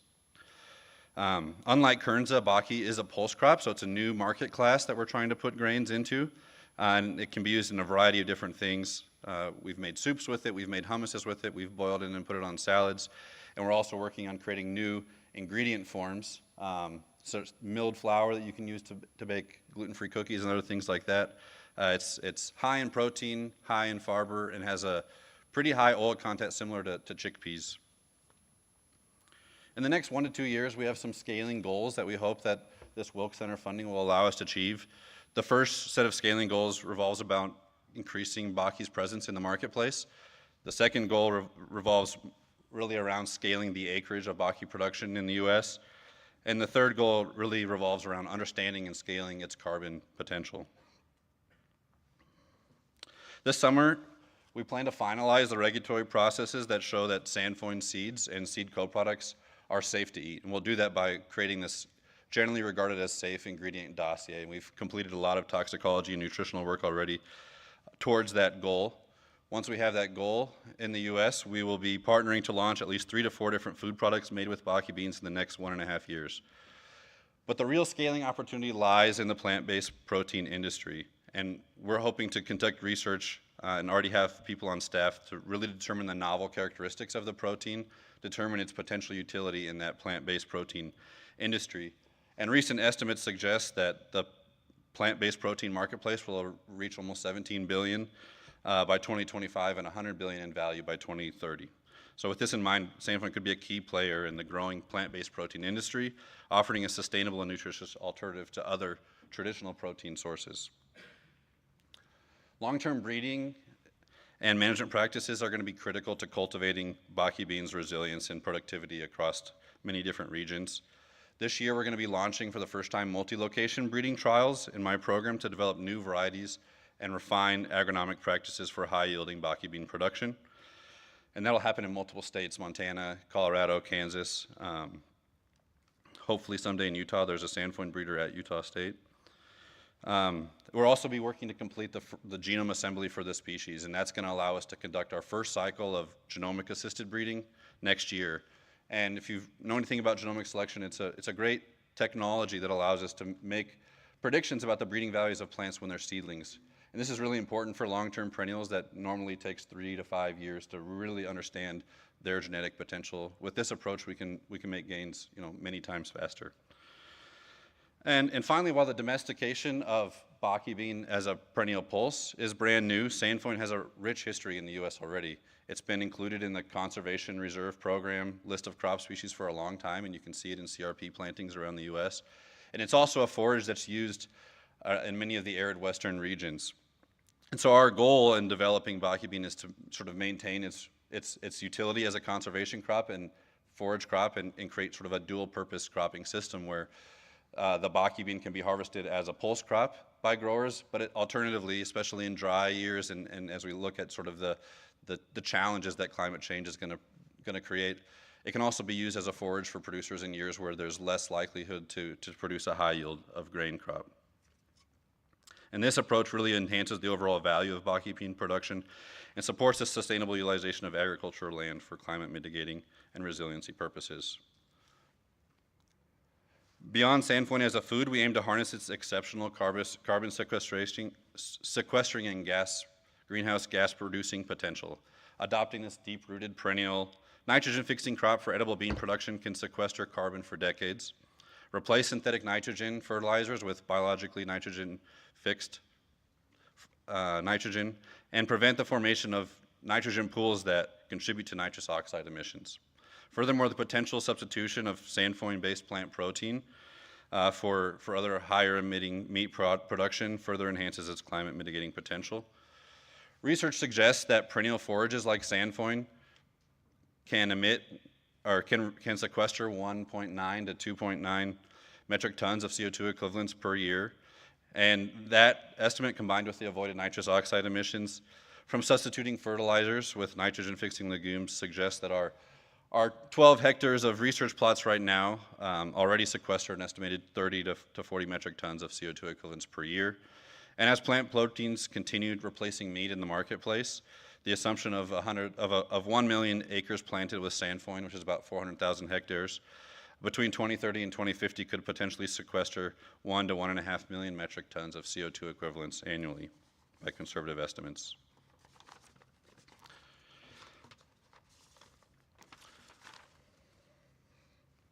Our commitment to understanding the carbon impact of Sandfoin is unwavering. By 2025, we aim to generate a complete carbon story that informs sustainable Baki bean production, policy development, strategies. And we'll achieve this research in a couple ways. First thing what we plan to do is to build a Sandfoin crop model, and that helps us understand the total productivity potential across a range of soil types and geographic conditions and climate types. With that information, we'll be continuing to conduct greenhouse gas measurements in the same Sandfoin fields, and in collaboration with Colorado State, go through this carbon modeling effort that will really determine the greenhouse gas balance associated with its production in diverse geographies. Finally, we hope to include Sandfoin in the USDA Comet Farm tool. This is a carbon estimator that's often used in the agricultural industry, and this integration is going to facilitate accurate assessment and quantification of the carbon footprint associated with Sandfoin cultivation. I have one last slide, which is that the support of the Wilkes Center for Climate Science Policy in accelerating Sandfoin is instrumental in catalyzing the introduction of the first ever perennial pulse crop in the marketplace, and that by sequestering carbon with this new hardware, improving soil structure, and requiring fewer resources, Sandfoin has the potential to transform agriculture. Our institution is uniquely positioned to lead this effort along with our partners, and the time to act is now. Thank you.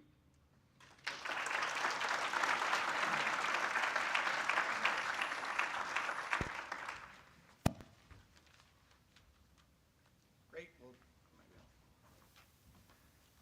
Thank you so much. We have one question that came in from the judges. Can you talk about, are there studies that show benefits to farmers of this crop? And how do you plan to engage and bring farmers on board? Yeah, one of the first scaling opportunities that we're involved in is that there's going to be a drastic reduction in the water allotment in the Colorado River Basin.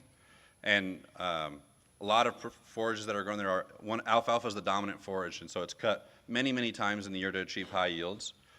When we grow Sandfoin, the majority of its biomass production and yields happen in its first cutting, so early in the spring. And that allows us to imagine creating these sort of split deficit irrigation strategies where we use our small amounts of water really well at the early time in the growing season and reduce our water use in the high evaporative transportive times of the year in the middle of summer when we have hot, dry temperatures. And so that's a kind of a region that we're targeting, and we're confident that from a water standpoint, it's something that is needed in that region and contribute to food security, carbon goals, and water goals. So, yeah. So how much water savings does occur? Can you tell us about the water benefits? The water savings really depends on the total biomass produced and the way that we're harvesting it. So, for example, this year we had research not in Colorado, but at similar elevations and altitudes. In 3 harvests of alfalfa, of sandflower, we produced basically 95% of the total biomass that it took in 9 tons, with 50% of the water. So quite a bit of water savings to accomplish that goal. We're getting a lot of questions from the audience. What does baki bean taste like? It's so, my job was to create a new perennial pulse crop, and if you look at sort of the different species of legumes that we could choose, they all taste really bad because they don't want bugs and other things to eat them. And baki bean surprisingly has a really nice neutral flavor. That's really important when we think about the different ingredient forms that we want to use it, especially in the plant-based protein industry. So it's surprisingly good. That wasn't something that we expected when we started, and we're really excited about it. So. We should have asked you to bring some, Alva. Yeah, we should have brought some. We were just talking, Amy, my partner here, was just talking about that. So one question is baki bean a GMO or non-GMO plant? Right now it's non-GMO, so our breeding is all using traditional practices. And I think one of the key things about creating a new crop, so there's the genetic change that matters, but there's also a lot of agronomic and cultural change that has to happen. And so I mentioned this grass status. To be a food crop that companies can use in the US, we had to perform sort of the toxicology nutritional research just to demonstrate that it could be there. And our vision is that once perennial baki bean enters the marketplace as this sort of new hardware, that's going to catalyze research among a wide variety of potential partners to create sort of the software that we mentioned, which is the management practices, the new ways that we can use it in food, et cetera. So our strategy right now is to really create the hardware, make it available to people, and then hopefully it expands from there. Great. Please join me in thanking Dr. Schlautman.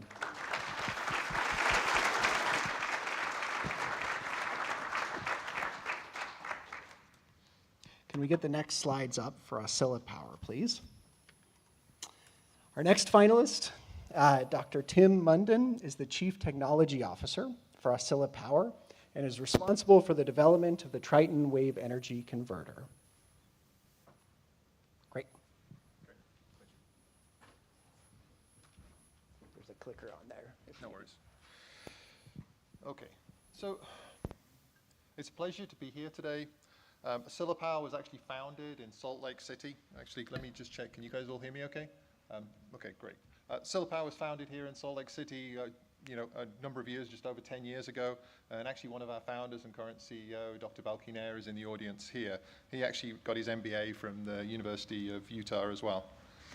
Now, today, I'm excited to talk to you about our solution for reaching 100% renewable energy. Is that going to work? Sorry. There we go. Okay.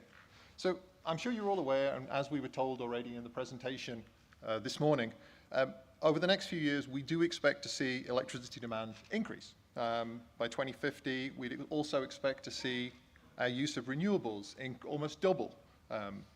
However, unfortunately, the increase in renewables only just about keeps pace with the expected increase in demand, meaning that even in 2050, the EIA predicts that we will still be producing about 44% of our electricity using fossil fuels. And this doesn't get us anywhere near the sort of 100% renewable energy targets that we have. Now, there are multiple reasons for this, but ultimately it comes down to the challenges in addressing the variability of solar and wind. It's not just a case of installing, more solar plants or wind turbines. We also need to consider the time of day, month, and year when these resources provide power. Now, sure, we can use storage to smooth out some of the daily variations, but storage costs money. It doesn't generate power, and it only increases the cost of energy. Now, ideally, what we need is another renewable resource that can fill in the gaps when solar and wind are just not generating. Now, we believe that resource is ocean waves. Now, seasonally, waves are an outstanding complement to solar and wind. Now, if you look at the graphs here for California, now they're not to scale, but California has great all-around resources. And we can see that, solar and wind, they peak during the summer, Well, wave over there on the left peaks, sorry, the right, peaks during the winter. Now, if you combine both of these resources on the grid, you can provide a much more consistent and reliable renewable power. Now, furthermore, wave is also far more consistent on a daily basis than either solar or wind. Now, let's not forget, ocean wave energy is actually an enormous resource as well, and it's got the potential to provide up to 50% of global electricity demand, which can actually translate into about a $100 billion market if you fully exploit it. Now, this means that not only can we use ocean waves to generate huge amounts of power and provide significant carbon dioxide reductions directly, but the complementary nature of this resource reduces the overall variability of renewables, and that allows us to increase the amount of solar and wind generation on the grid. Ultimately, that then allows us to reduce the number of fossil plants that are needed to fill in those gaps. Now, in the US, this translates directly to provide around about a gigaton a year of carbon dioxide reduction, and can also enable significant amounts of more reduction through the increased solar and wind. Now, globally, this number can also be much bigger than that.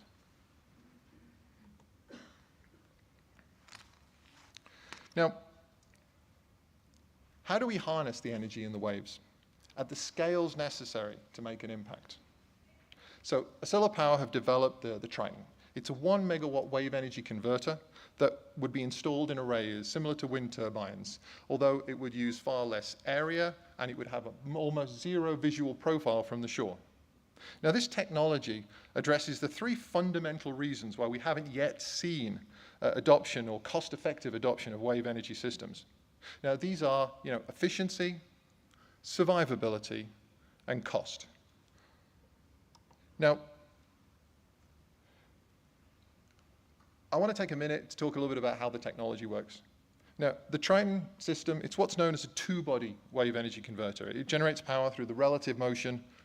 Yep, you can see the little video there. It generates power through the relative motion of a floating hull and a suspended underwater ring. And as you can see from the video, the hull is connected to the ring by 3 tendons. These are basically big ropes that allows the hull to move in full 6 degrees of freedom and allows every wave-driven motion of the hull to translate into mechanical power.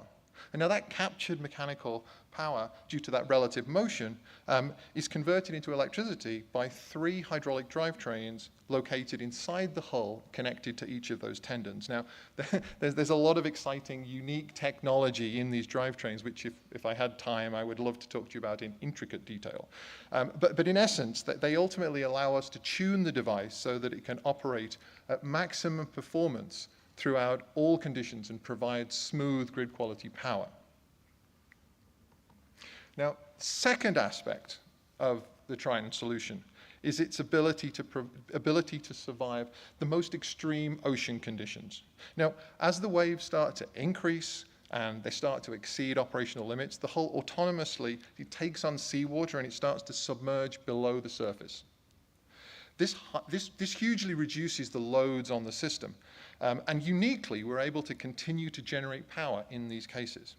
Now, we've been able to validate this strategy through testing at Oregon State University in up to 75-foot waves, and you can kind of see a little video from some of that testing there.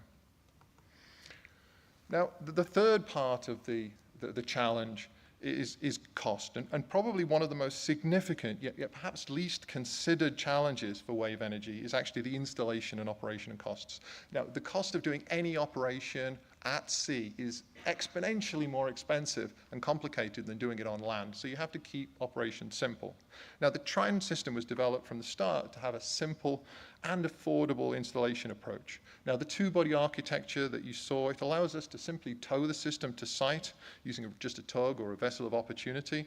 We don't require any specialist vessels or underwater construction. It's just a regular anchor and mooring like you would have with a regular boat. And the electrical connection to the grid is actually hooked up remotely as well. The second part of the cost is that we've developed the design to take advantage of mostly existing off-the-shelf components. that actually allows us to utilize low-cost overseas manufacturing in order to get a lowest in-class capex. And ultimately, this approach and the cost structure allows us to get to a cost of energy that can ultimately be competitive with current solar and wind. Now, the journey to get here. Well, we started in Salt Lake, as I mentioned, a number of years ago, but we've since progressed this technology and system design through the risk retirement phase.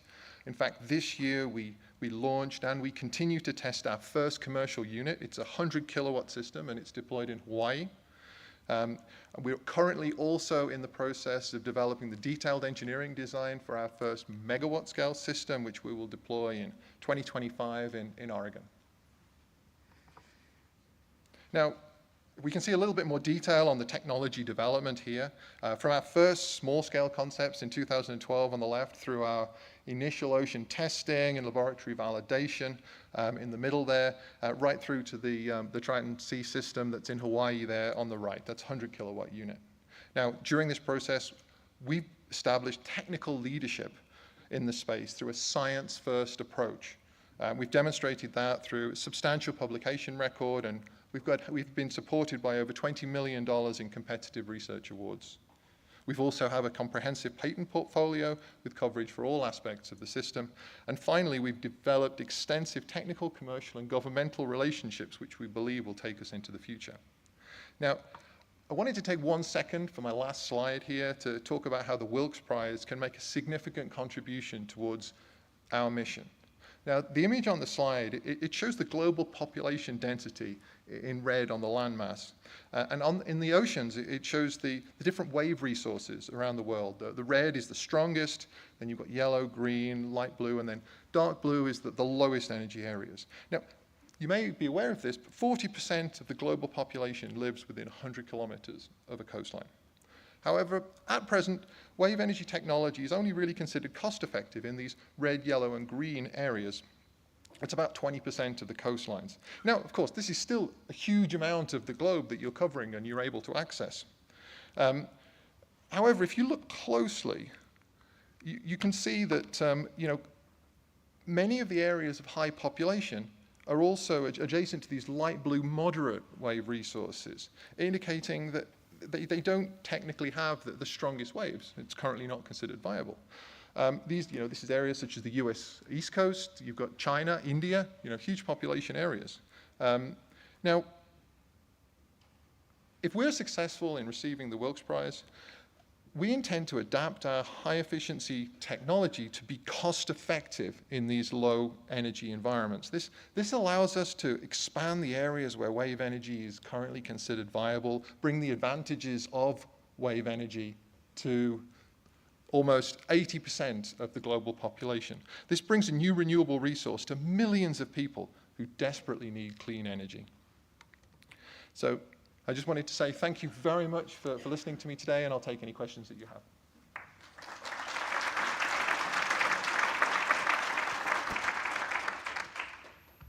Thank you for that. I'll start with a quick question. Can you talk about what are the big survivability challenges, and how do you minimize those very rare but potentially devastating events? Sure, of course. So our approach to survivability, I demonstrated on that slide. We sink below the surface of the ocean, so we minimize the impact of large waves. But the big challenge with survivability is, in essence, the variability in the waves themselves. You have a few very, very large waves, and they can cause a lot of damage. So by going below the surface, we don't see that. We simply don't see those extreme waves. So we actually avoid many of the problems that other things that would sit on the surface would see. Do that? Yes. Yeah, that's great. What is the next step for bringing this technology to market? Well, ultimately, we have a pathway for these higher or more conventional energy environments that we are already on that pathway towards. We're in the process developing, we have our first unit in the water in Hawaii. We have our first megawatt scale unit on the drawing board that we'll construct in the next few years. What the key goal here is how do we adapt that design to be able to use it in more locations? And so for us, there's kind of like it's two-pronged approach. We have a pathway to be able to develop the technology. We want to enhance its kind of locations where we can install it. Great. Who do you see as the competitors in this space, and how will Oscilla Power be among the leaders? I feel like that's a trick question. So I don't consider, let me answer that in perhaps a different way. I don't consider other renewables to be competitors. I consider, like I mentioned here, there's a natural complementary fit between existing renewables such as solar and wind with wave energy. And there are other people within the wave energy space, and yes, there are competitors, but ultimately, I think there are different technologies that will work in different locations. We have a solution that we believe will work in a huge number of places, but there are other people in the space. We believe we're the number one solution that really has the main challenges nailed down. How does the connection to the grid work? So Sure. out floating in the ocean, how does that connection? Basically, a great big extension cord. And I'm not even joking. It's ultimately it's no different to how offshore wind turbines are connected to the grid. The units are installed in an array. Each one has an electrical cable that connects to the device that comes to an aggregation point, and then there's a large cable that comes from that point to shore. And what are some of the assumptions behind your scalability estimates? Can you talk about those? Yeah, of course. Certainly, the assumptions for the numbers that I provided here are based on resource as opposed, and the amount of adoption would obviously be dependent on the commercial uptake of that. I think that perhaps one thing that kind of puts this into context is that if you look at California as a whole, if wave energy initially is, say, 3 or 4 times the cost of solar and wind, you might think that maybe it doesn't, nobody's going to adopt that, there's going to be no scalability. However, there's been some work that's been done, not by us, but by researchers from Sandia National Labs, that show the lowest cost 100% renewable energy solution actually is a combination of wind, solar, and wave. And even if wave is 3 times the price, there is still about 5 to 10% of that mix that is wave. And even when you reduce that price, that percentage increases. So really, the adoption depends, the assumptions depend on being able to reduce the cost to a point that it can be adopted. Great. And we have time for one final question. Have there been studies on any effects on marine life? Yes. So a really good example of that is the IEA Annex 4 has been doing an extensive study over multiple years, looking at what are the risks for various different marine hydrokinetic resources, and they've ultimately been really struggling to find challenges, and that includes EMF issues, whale, marine mammal entanglement, benthic kind of issues. Now, they ultimately, the most recent study still says there are some issues to be studied, but they don't identify any risks. And the second part of that is our system that we just installed in Hawaii had to go through a complete consultation with National Marine and Fisheries Service in the US, which also determined that our technology had 0 impact on the environment there. Great. Thank you so much, Dr. Munden. Thank you.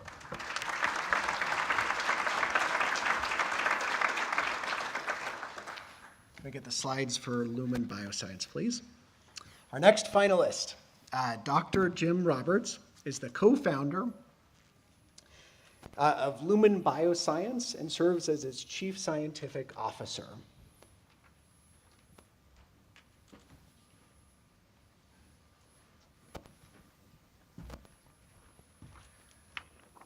While I get myself settled here, I want to tell you a quick story. I got very flustered at the airport yesterday at the gate when I discovered that I'd left my sport jacket in my car, and I was worried that I was going to be underdressed and maybe incorrectly perceived as less than serious, and I want to thank Clay Wilkes for helping me feel better about that.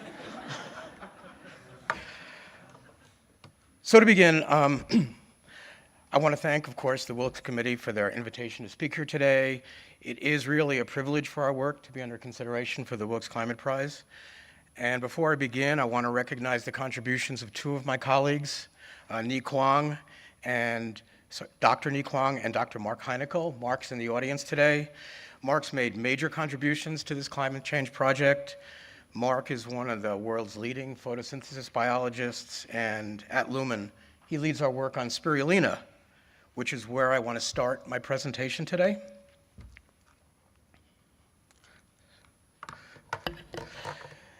The vision we have for our climate change project begins with spirulina, which is a photosynthetic microbe, and the only microbe cultivated globally as a food.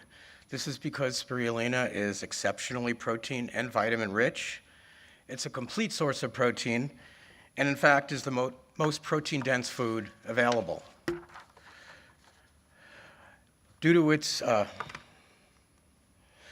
nutritional value, spirulina has been grown for centuries, initially in small villages in Africa, Asia, Central and South America.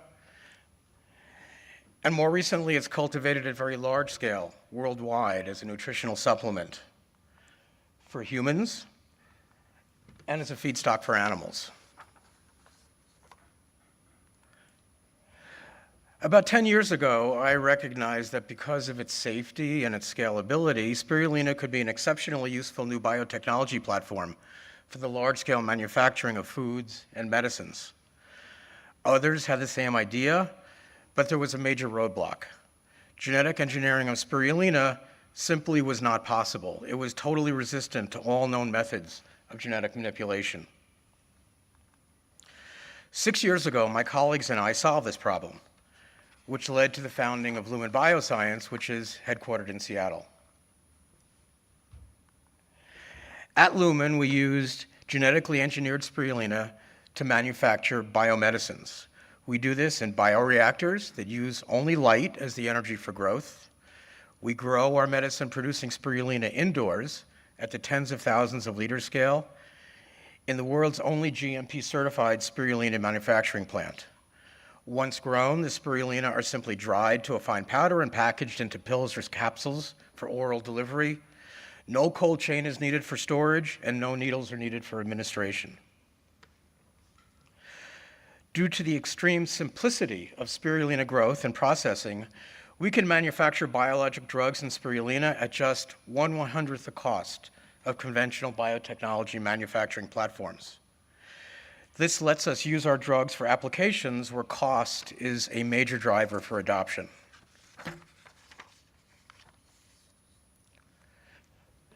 The kinds of drugs Lumen is currently manufacturing in spirulina include antibodies, enzymes, and signaling proteins as edible, orally delivered treatments for infectious, metabolic, and inflammatory diseases.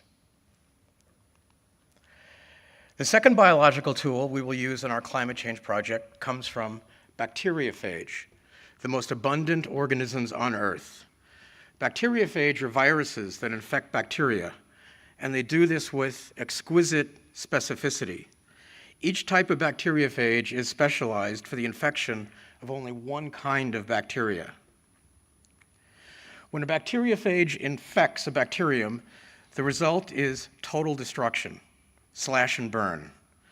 The phage replicates inside the infected bacteria cell, producing in just minutes hundreds of daughter phage that burst out of the now dead bacterial host.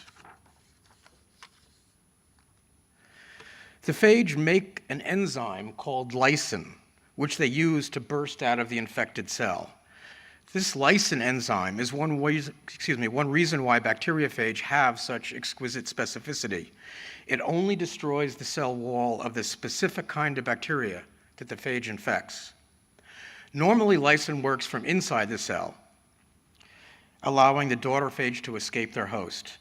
But we use lysine to the outside, applying it directly to the bacteria we want to kill. If you can start the movie that's on this slide, please.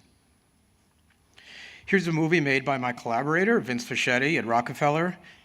Oh, can you go back? Yeah, the movie's on the bottom of the slide there. There you go. This is using a lysine specific for anthrax. you can see that within seconds of addition of the lysine, the anthrax bacteria burst.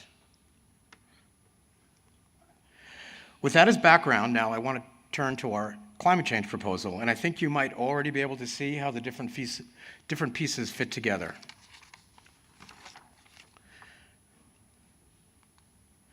According to the Environmental Defense Fund, at least 25% of today's global warming is driven by methane from human actions, with the single largest source being livestock, which accounts for 31% of the global total. Due to its chemical structure, methane is 80 times more potent than carbon dioxide at causing atmospheric warming, and it's much shorter lived in the atmosphere than carbon dioxide. Therefore, reducing methane emissions could have an immediate impact on warming. The source of livestock-produced methane is a kind of organism called archaea that live in the cow's stomach, or rumen. Archaea are microorganisms like bacteria, but they are an entirely different domain of life. We call these methane-producing archaea methanogens.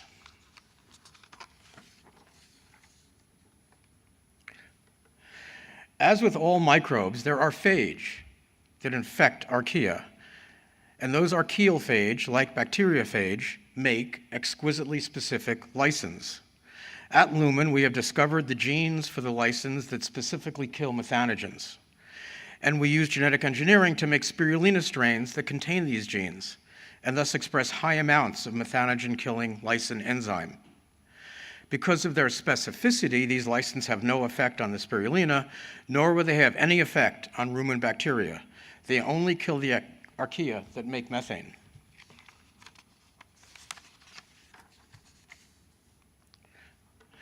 Work by others on the microbial ecology of the cow rumen has shown that there is just one major genus of methanogen in the rumen. It's called Methanobrevibacter. One of the lysins discovered at Lumen kills both major Methanobrevibacter species, or greater than 75% of all rumen methanogens. Here I am showing you a spirulina strain that expresses this lysin and what happens when we expose it to Methanobrevibacter. Natural spirulina has no effect, but addition of either pure lysin or spirulina genetically engineered to contain the lysin kills essentially all of the methanogen in about 30 minutes. This is dose dependent. The more spirulina plus lysin we add, the faster the killing occurs. The proposal we are making has some very encouraging practical features. Based on the data I showed, we estimate that the daily dose of lysin-containing spirulina added to feed would need to be just 10 grams per cow to eliminate most of the rumen methanogens. The validated commercial price of spirulina at scale is $10 per kilogram, which means that the daily dose per cow will be 10 cents. And the cost per megaton CO2 equivalent reduction would be approximately $5 to $15 million. Dosing all dairy and beef cattle by 2040, which is our goal, would require 190,000 tons annually of spirulina for the US, or 1.5 million tons globally.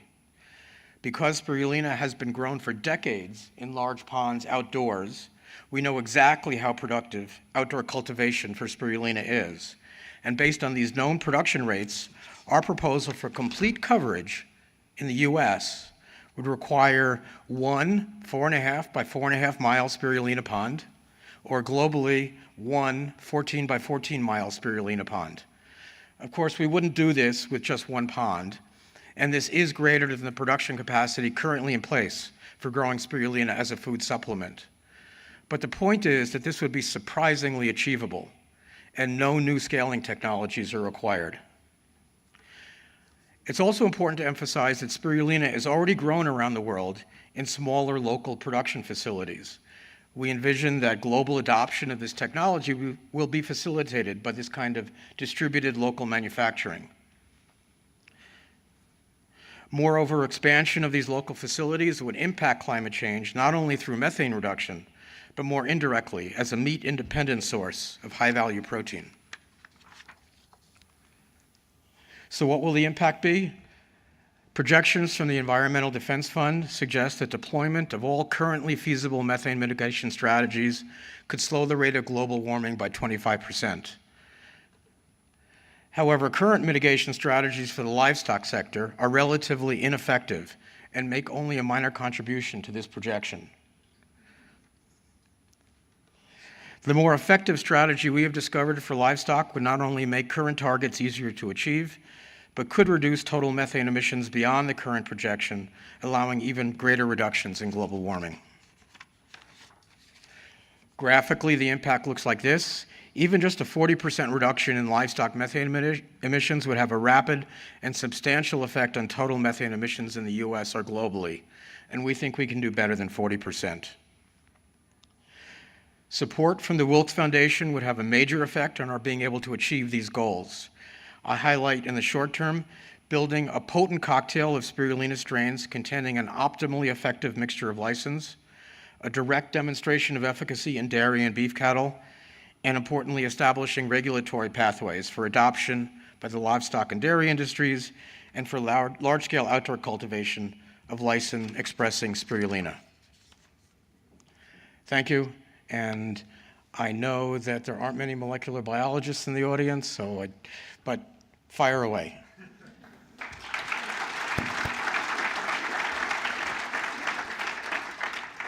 Thank you. First question that came in is, does this affect the cattle diets? Do methanogens play a role in the rumen? Can you talk about, are there any effects on cattle health or growth? There wouldn't be expected to be any negative effects on cattle health, unlike some of the other chemical additives that are currently being contemplated for methane reduction. But the flip side is that methane production is an energy sink for the cow. Methane is energy rich, of course. We burn it. And all the methane that gets expelled means that that energy isn't available for cow or cattle growth. There are, in fact, studies that show that reducing methane emissions means that the cows and cattle can grow to the same amount by consuming less food. So there would be, indeed, perhaps a health benefit or even a cost benefit to methane reduction because the cattle require less feed for the same amount of weight gain. Another question came in.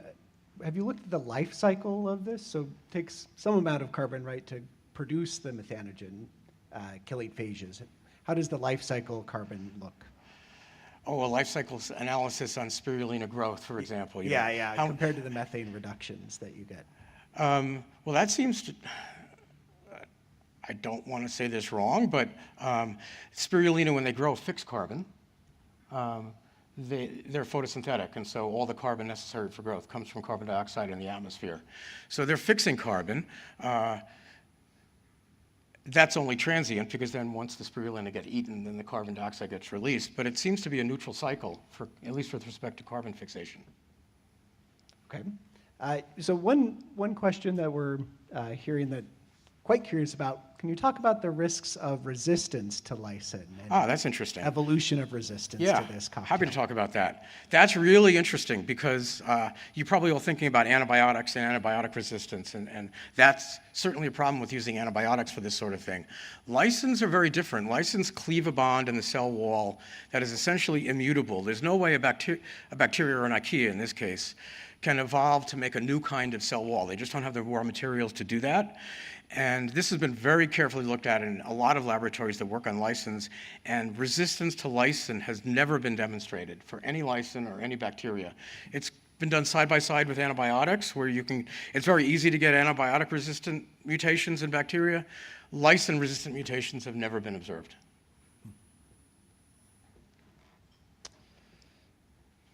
So I guess one other question is, sorry,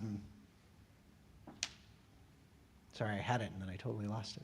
Oh, have you interacted much with stakeholders and thinking about are ranchers supportive of incorporating in this change in feed? So yeah, that's an interesting question, getting a little outside my area of expertise, but I think the adoption would certainly be facilitated if it turned out that less feed was required to sustain the same amount of growth, so that it was either cost neutral or maybe even cost beneficial to the farmer. If that doesn't turn out to be the case, and until we actually get into cows, we won't know if that's going to be the case, 10 cents a day is not nothing, and farmers are very sensitive to the costs of their cows, and 10 cents a day would probably be a little bit of a barrier, but this is the sort of thing where subsidies, if that ends up being the situation, subsidies would likely be required. What do you see as the biggest barriers in scaling up, if bringing this to market and scaling it up? Well, that's an interesting thing, and I don't mean to be dismissive of the question, but spirulina has already grown scale. We know we can do it. So scaling is not going to be a barrier. The genetic engineering we do, we've done it. So technically, there's not a barrier there. I think the question you asked before is probably the biggest open question: is adoption, and how's that going to proceed? Okay, please join me in thanking Dr. Roberts.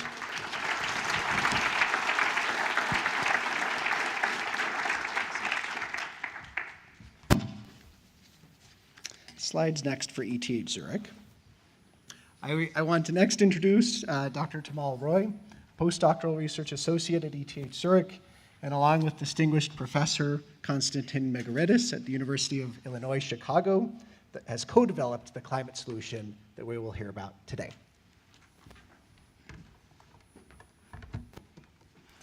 Thank you very much for having us in the nice event here.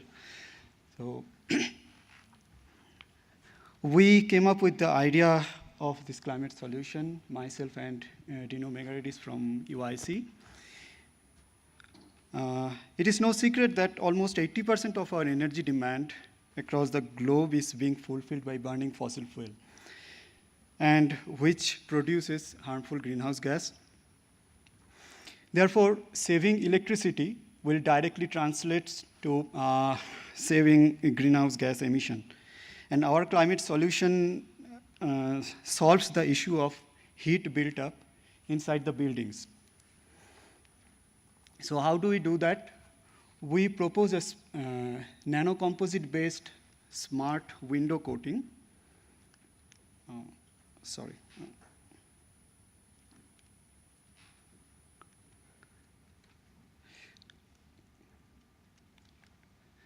Nanocomposite-based smart coatings for windows.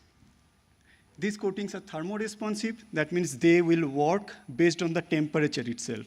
So on which they are, it is fabricated to tackle the temperature or the heat built up inside the building. And if you use that energy or the heat energy to trigger its effectiveness, then that is nothing like that. And we can tune its property according to the functionalities we need for that. So how do you do that? So imagine you are sitting inside a room in a cold winter day. Definitely you want to have the heat and light coming from the sun to enter your room through the window. But when it is summer, then definitely you want some light to come in, but the heat left out. And now I will show you how to do this in a science-based approach. Basically, more than 50% of the solar energy contains infrared heat. So this we cannot see, but it is there. And it is the main cause of indoor heat buildup. And if we can create a solution or propose a solution to cut down this heat, but having the light intact, then that's the best solution. To put it in a perspective, the residential and commercial buildings use almost 30% of the total energy consumption worldwide. And half of this energy is used for controlling the heating, ventilation, and air conditioning systems. So this is a huge amount of the total energy consumption. And when we look into the total energy used in the buildings, so it is going to triple by 2050. So therefore, it is really important to take an action now to save the electricity and reduce the emission. Our concept is based on the smart window approach. So this is not a new concept, but the solution we want to propose, this is the new idea. So the smart window is transparent in a normal day, like when the temperature is not high, but it changes to opaque state when the outdoor temperature is high. You can do it on demand using an electric circuit around. But there is one more type of smart windows which are selective. That means it allows the visible light through the window, but reflects the heat outside. And these type of windows are best for building fenestration because they are directly exposed to sunlight. And you can look through it as well when it is active. These type of windows are based on thermochromic and electrochromic materials, and our solution is based on the thermochromic materials. The thermochromic materials are materials which changes their optical properties in response to temperature. So when it is a cold day or like the temperature is not high, then it is in inactive state, everything passes through it. In an elevated temperature, it reflects some of the IR rays, but lets the other visible rays pass through it. Now, there is a temperature at which this thermochromic materials changes this property, changes this optical property. It is known as the transition temperature. And most of the thermochromic windows nowadays use vanadium dioxide as the key material. The problem of this material is that its transition temperature is 68 degrees Celsius, which is way beyond the habitable limit. Therefore, there must be a solution to bring down this transition temperature closer to ambient temperature. For example, if 22 degrees Celsius is normal temperature, probably the transition should happen near 30 degrees Celsius or 27 degrees Celsius. But these type of materials are advantageous in terms of this is passive. That means it does not use any electrical energy. There is low or no maintenance required. This is energy saving in terms of heat built up, and they are durable and long lasting. Now, there are some existing solutions to change this transition temperature, but these solutions are complex in terms of fabrication and scalability. So here is our solution where we propose a nano composite. That means the mixture of three things, two different types of nanoparticles and one polymer binder. And here is the schematic of the concept. We have a polymer matrix, a nanoparticle which is called as transparent conductive oxide nanoparticles, which are good at absorbing heat, increasing the local temperature, and a thermochromic nanoparticles, this vanadium dioxide. Our preliminary results with only TCO nanoparticles show that the surface temperature can be elevated to 45 degrees Celsius with one sun illumination, equivalent to one sun illumination, while the ambient temperature is still 30 degrees Celsius. That means in normal temperature, in the room temperature, this coating will be transparent, but when the temperature is elevated, for example, it is close to 27, 28, 30 degrees Celsius, the heat absorbing TCO particles will absorb the IR infrared energy from the solar radiation and increase the local temperature. This will trigger the transition of the nanocomposite layer. Then it will be in active state. The cost of materials is really cheap. So this is of the order of 8 to 10 cents per square feet. And if you imagine you want to cover all the windows in the Wells Fargo building here, So it will be 0.017% of the construction cost. It will be almost 0.004% of the construction cost if you calculate the numbers for Willis Tower and Chicago.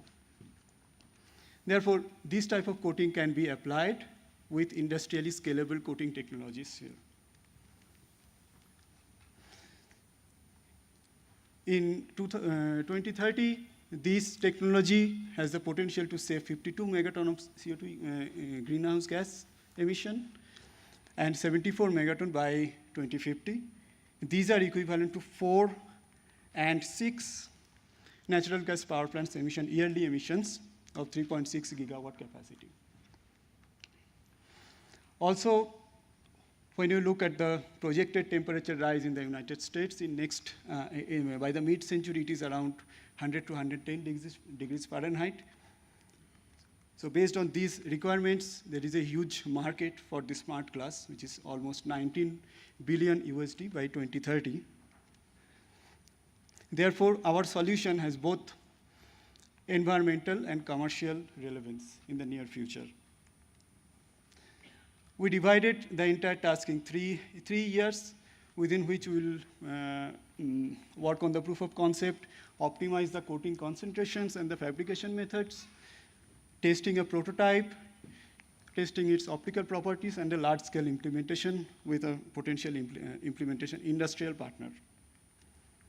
So within 2 years, we'll be ready with the proof of concept and the optimization and the small-scale demonstration. By then, we'll be identifying our industrial partners. We have already talked about this, and we'll keep our conversation with them. The climate prize will be used to fund most of the parts, while most of the expenses here, while UIC will be providing the lab infrastructure and demonstration sites. We have a competent team for successful delivery of this project. And we have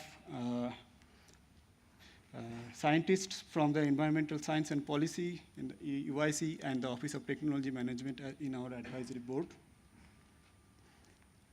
And lastly, I would like to thank ETH Zurich, the Swiss National Science Foundation, and the Micro and Nanoscale Fluid Transport Laboratory at UIC for the preliminary results. And finally, we must work together for a sustainable and healthy planet. And I hope our solution will make an impact. Thank you.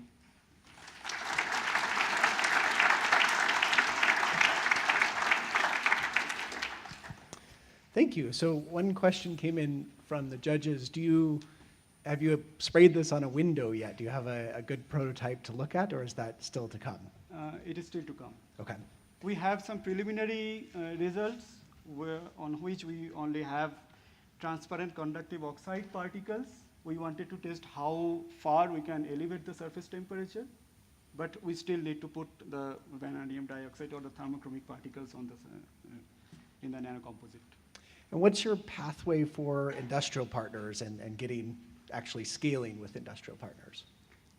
We are contacting industrial partners who are working in the same field, and in future we want to work with them for the large-scale manufacturing or the large-scale implementation, and we hope that we'll be successful in convincing them.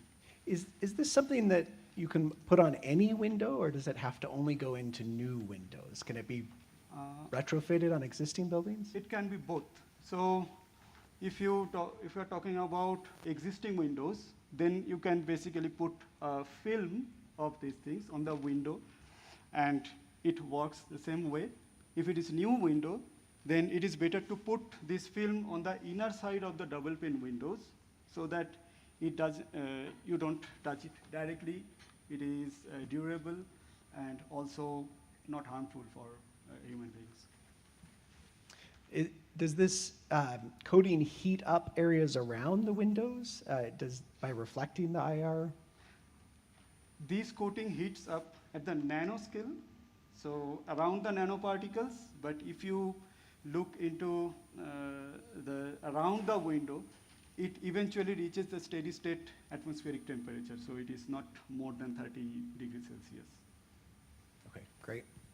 Another question came in. Are you thinking about what the potential environmental impacts are for making and spraying these? Have you looked at some of the safety and environmental considerations?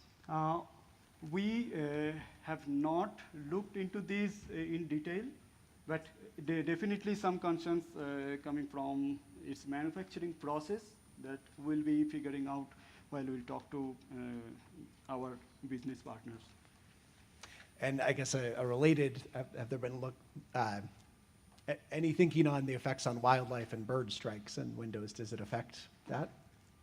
If it is, so I think it will not affect because most of the windows are double pane right now. So if you apply it on the inner side of the panes, so there is no direct contact. And if you are applying an adhesive film, then the film is, the outer coating of the film already protects this coating from getting in contact with the wildlife. What do you expect for durability? How long do you expect this nano coating to last?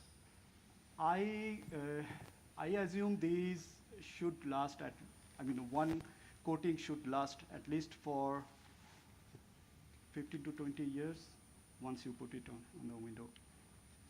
Okay, thank you so much. Thank you so much.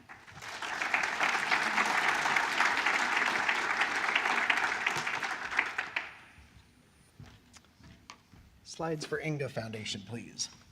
Our final prize finalist is going to be presented by Fred Geyer, representing the Inga Foundation. And Fred will share the agroforestry innovation that the Inga Foundation has been developing and deploying.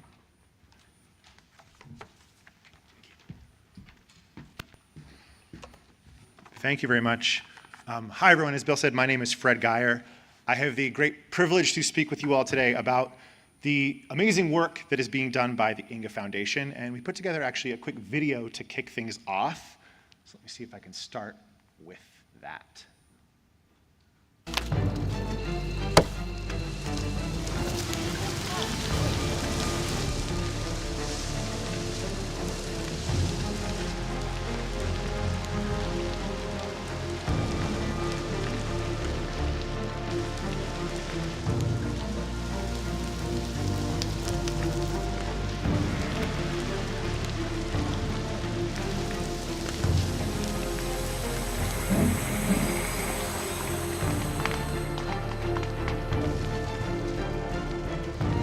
Pero no tenemos otra opción para poder sembrar.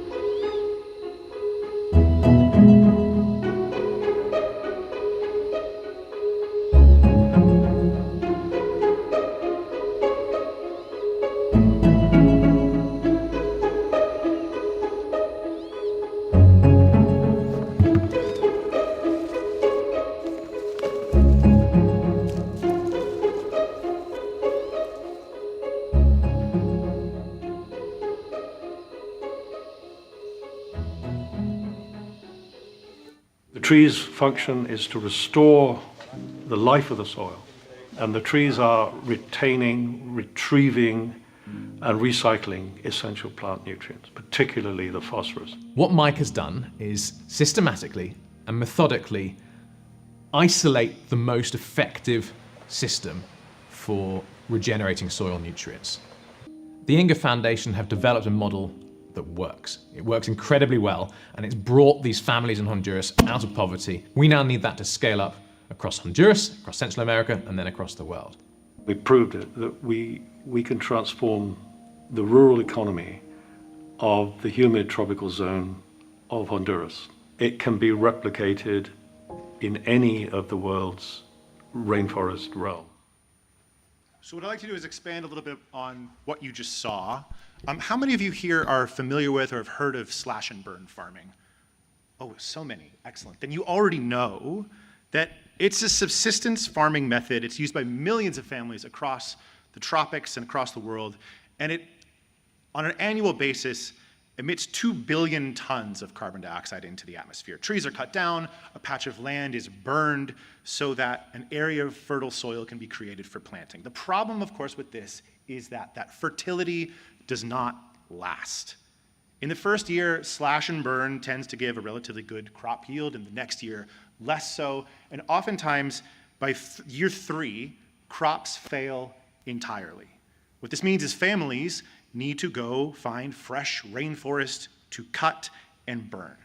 And even by doing this, that's often not enough for them to survive. Our climate crisis is disproportionately affecting those who can absolutely least afford it, and it forces families to flee their communities because they're starving and simply cannot grow enough food. Now, let me tell you a bit about how this problem is already starting to be solved in northern Honduras and how we can replicate its success across humid tropical regions all over the globe. It's what you just saw in the video. It's an agroforestry system that's called Inga alley cropping. Inga alley cropping is a revolutionary alternative to slash and burn. It's developed by our foundation's director, Mike Hands. You were also introduced to him in the video. It's based on insights gained from over a decade of research into slash and burn and into soil science in partnership with Cambridge University. And we've discovered that it is the only truly sustainable system to emerge from all this research. It's using an alley cropping method with a nitrogen-fixing species of tree native to the region called Inga, and hence the name of our foundation. The question, of course, is why is this method so powerful? It's because Inga alley cropping creates a farm that mimics the natural behavior of the rainforest. And in doing this, it simultaneously addresses 2 major problems, right? The massive climate issue that we're here primarily to discuss, the destruction of land and ecosystems caused by this slash and burn farming, and it creates the opportunity for a dramatic reversal of fortunes for rural farmers struggling in poverty. So these are images from the Land for Life project that's currently running in Honduras right now. And this graph here shows the year-over-year growth of the collective tons of carbon dioxide that our current 450 families are sequestering and avoiding right now. So we're actually right in the middle. We're at year 11 of the Land for Life project. Nearly 700,000 tons of CO2 has been sequestered and avoided. And if we project out into the future, to year 20, we estimate the impact of just this one program in Honduras to be able to sequester nearly 3 million tons on an annual basis. The co-benefits of this system to the rural communities that we serve, the economies and the ecosystems, are truly astounding. So first of all, food insecurity is solved for these families implementing this system. Once Inga alleys are in place and food security has been achieved, families can start to build real wealth, start to begin to plant cash crops, pepper, pineapple, allspice, cacao, vanilla, the list goes on. The regeneration of the land is done with an astounding pace and astounding thoroughness. So steep, sterile land is regreened, all without herbicides, pesticides, chemical fertilizers, really any high inputs or heavy equipment whatsoever. And finally, climate shocks are withstood with remarkable resilience. So these families with Inga alley cropping have grown bean and corn crops through both brutal drought and through torrential rain and flooding. The Inga alleys have had no damage from the November 2020 back-to-back hurricanes that occurred, and I really can't emphasize the importance of this resilience enough, because as we know, wacky weather continues to occur, and for a subsistence farmer, losing their livelihood to these kind of climate events is absolutely devastating. So the fact that the Inga trees and Inga alleys resist this is so powerful. The cost to achieve these outcomes is remarkably low. So families continue, who've put this system in place, to sequester CO2 year over year, and the whole integrated set of outcomes for their livelihoods, their workload, their food security, and the continuing CO2 drawdown comes at a cost of a little under $4,000 per family. That's a startup cost, a one-time thing, and those changes are permanent. So MIT has recognized Mike Hand's carbon model. He was named a solver for carbon reduction. The model was also recognized as a finalist, a 1 in 5 of the 2022 Keeling Curve Prize for carbon reduction. It's been independently evaluated as outstanding and reviewed by experts like Professor Ratan Lal and judges from the World Economic Forum, where it was selected as a 1 in 3 worldwide winner of the 2020 World Economic Forum Trillion Tree Challenge. And these accolades, they mean a lot to us. We're proud of them. But the Wilkes Center funding and the Wilkes Center Climate Prize will be transformative to all of our goals. It creates the opportunity to scale Inga alley cropping like we never have before. So first of all, we have a 12-hectare demo farm in Las Flores, Honduras, that could become a full-time teaching center. In 3 years, families could install Inga alley trees in northern Honduras that would rejoin the Pico Bonito National Park and the Texaguat Forest Reserve, creating a biological corridor that would connect isolated gene pools of all kinds of animals and plants, an absolute first for rejoining Central American reserves. We've also partnered with a filmmaker. His name is Adam Wakeling. He has incredible, vivid footage of the work that we've been doing and the dramatic difference the system has been making to families. But we don't have the funding yet to bring this to market, to produce it the way it needs to be. And we know if we can, it will dramatically raise our profile and visibility. And finally, this prize would allow us to replicate the success that we've had with hubs in new settlements across Central America, continuing to offer this solution to the farmers and the families who really need it most. This program is, we believe, unmatched, with no real known negatives, and we're overwhelmed with the demand from these farming families. We show that improving livelihoods with some training, with some seeds, with support for the first year can achieve life-changing results for the rural poor, and it doesn't require a cutting-edge technology. It doesn't require loans or industrial agriculture. We have the collaborations and experience, but most importantly, we have the relationships built on trust in the region to expand and create training hubs for scaling this inexpensive, impactful program to regenerate the land, to save our rainforests, and sequester and avoid massive amounts of carbon dioxide. Thank you very much.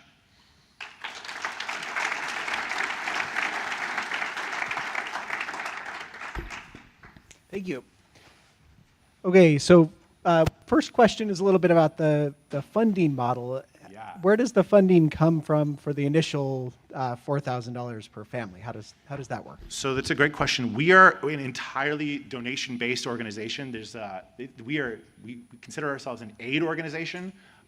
There is, at the current state, not a true business model to make this happen. We rely on the support of grants, foundations, places like the Wilkes Center to make our work possible. And that's what goes into everything we've been able to do with the Land for Life project so far. I think this is an impactful way to think about the size and scale of our operation currently. We've been at this for 11 years now in Honduras, and the entire cost of that time, over 10 years, is just about $1.6 million. So you can think, for us, what a $1.5 million prize enables us to do. Great. Well, so a related question is, what's your thinking on scaling and getting that to really an exponential rise in deployment of this? Yeah. So I think the big challenge that we have with scaling is we are, by virtue of the way that this works, engaging in asking rural farmers in these communities to engage in sort of major behavior change. And these communities have been involved in this slash and burn practice for generations, right? So it really involves being able to demonstrate the power of what this can do. It's convenient and easy for me to talk about it with you all here in this room, but for these folks, it needs to be a hands-on demonstrated process, which is why being able to have these demonstration farms and scaling those out is so important to us. The other thing to think about is we're running this program in Honduras primarily. The Inga genus is native to the entire tropics around the globe, which means we have the potential to scale this globally, and we've taught representatives in 15 different countries how to implement this program, but we don't have the scale to have visibility into how it's going, essentially. So that's kind of the next step to be able to expand it past Central America and have more global impact. How do you build trust in these communities and kind of expand into new regions where you haven't built those relationships? So I think a key thing, and I think the thing we've had great success with in Honduras, is you're hearing from me today, right? And you've met Mike via video. He's our founder and director. But the team down in Honduras is an all Honduran team, right? This is people who are being able to develop these relationships, and we spend a great deal of time down there with them to build trust and to start to get this behavior change to happen. And I think it's a challenge, right? The question is, we're starving. What should we do? How can you help? And we're asking people to plant trees. It's hard to wrap your mind around that. But for example, the piece that I talked about the climate resilience of this model, when these small growers and small landowners see the fact that they won't be washed away by mudslides, that these freak weather events are going to not be such a concern for their day-to-day and their crop yields year to year, that kind of demonstration is the thing that really clicks it into place. How long does it take to get an Inga alley cropping established? Yeah, let me try and go back a few slides here.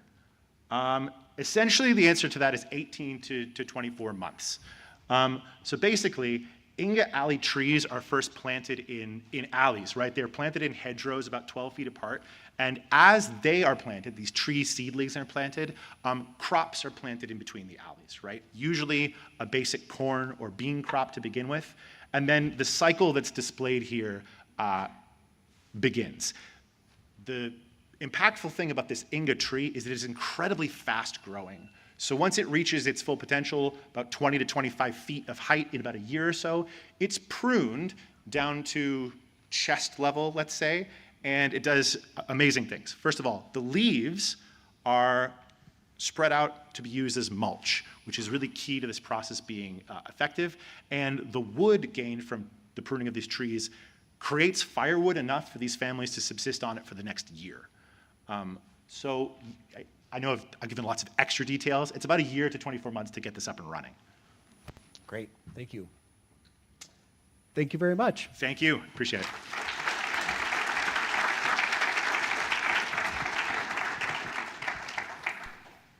Could we put the prize slides back up briefly?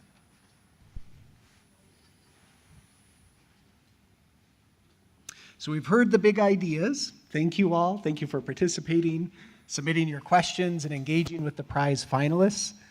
I also want to especially take another opportunity to thank the really generous sponsors of this prize. If prize sponsors would please stand, we would like to thank you.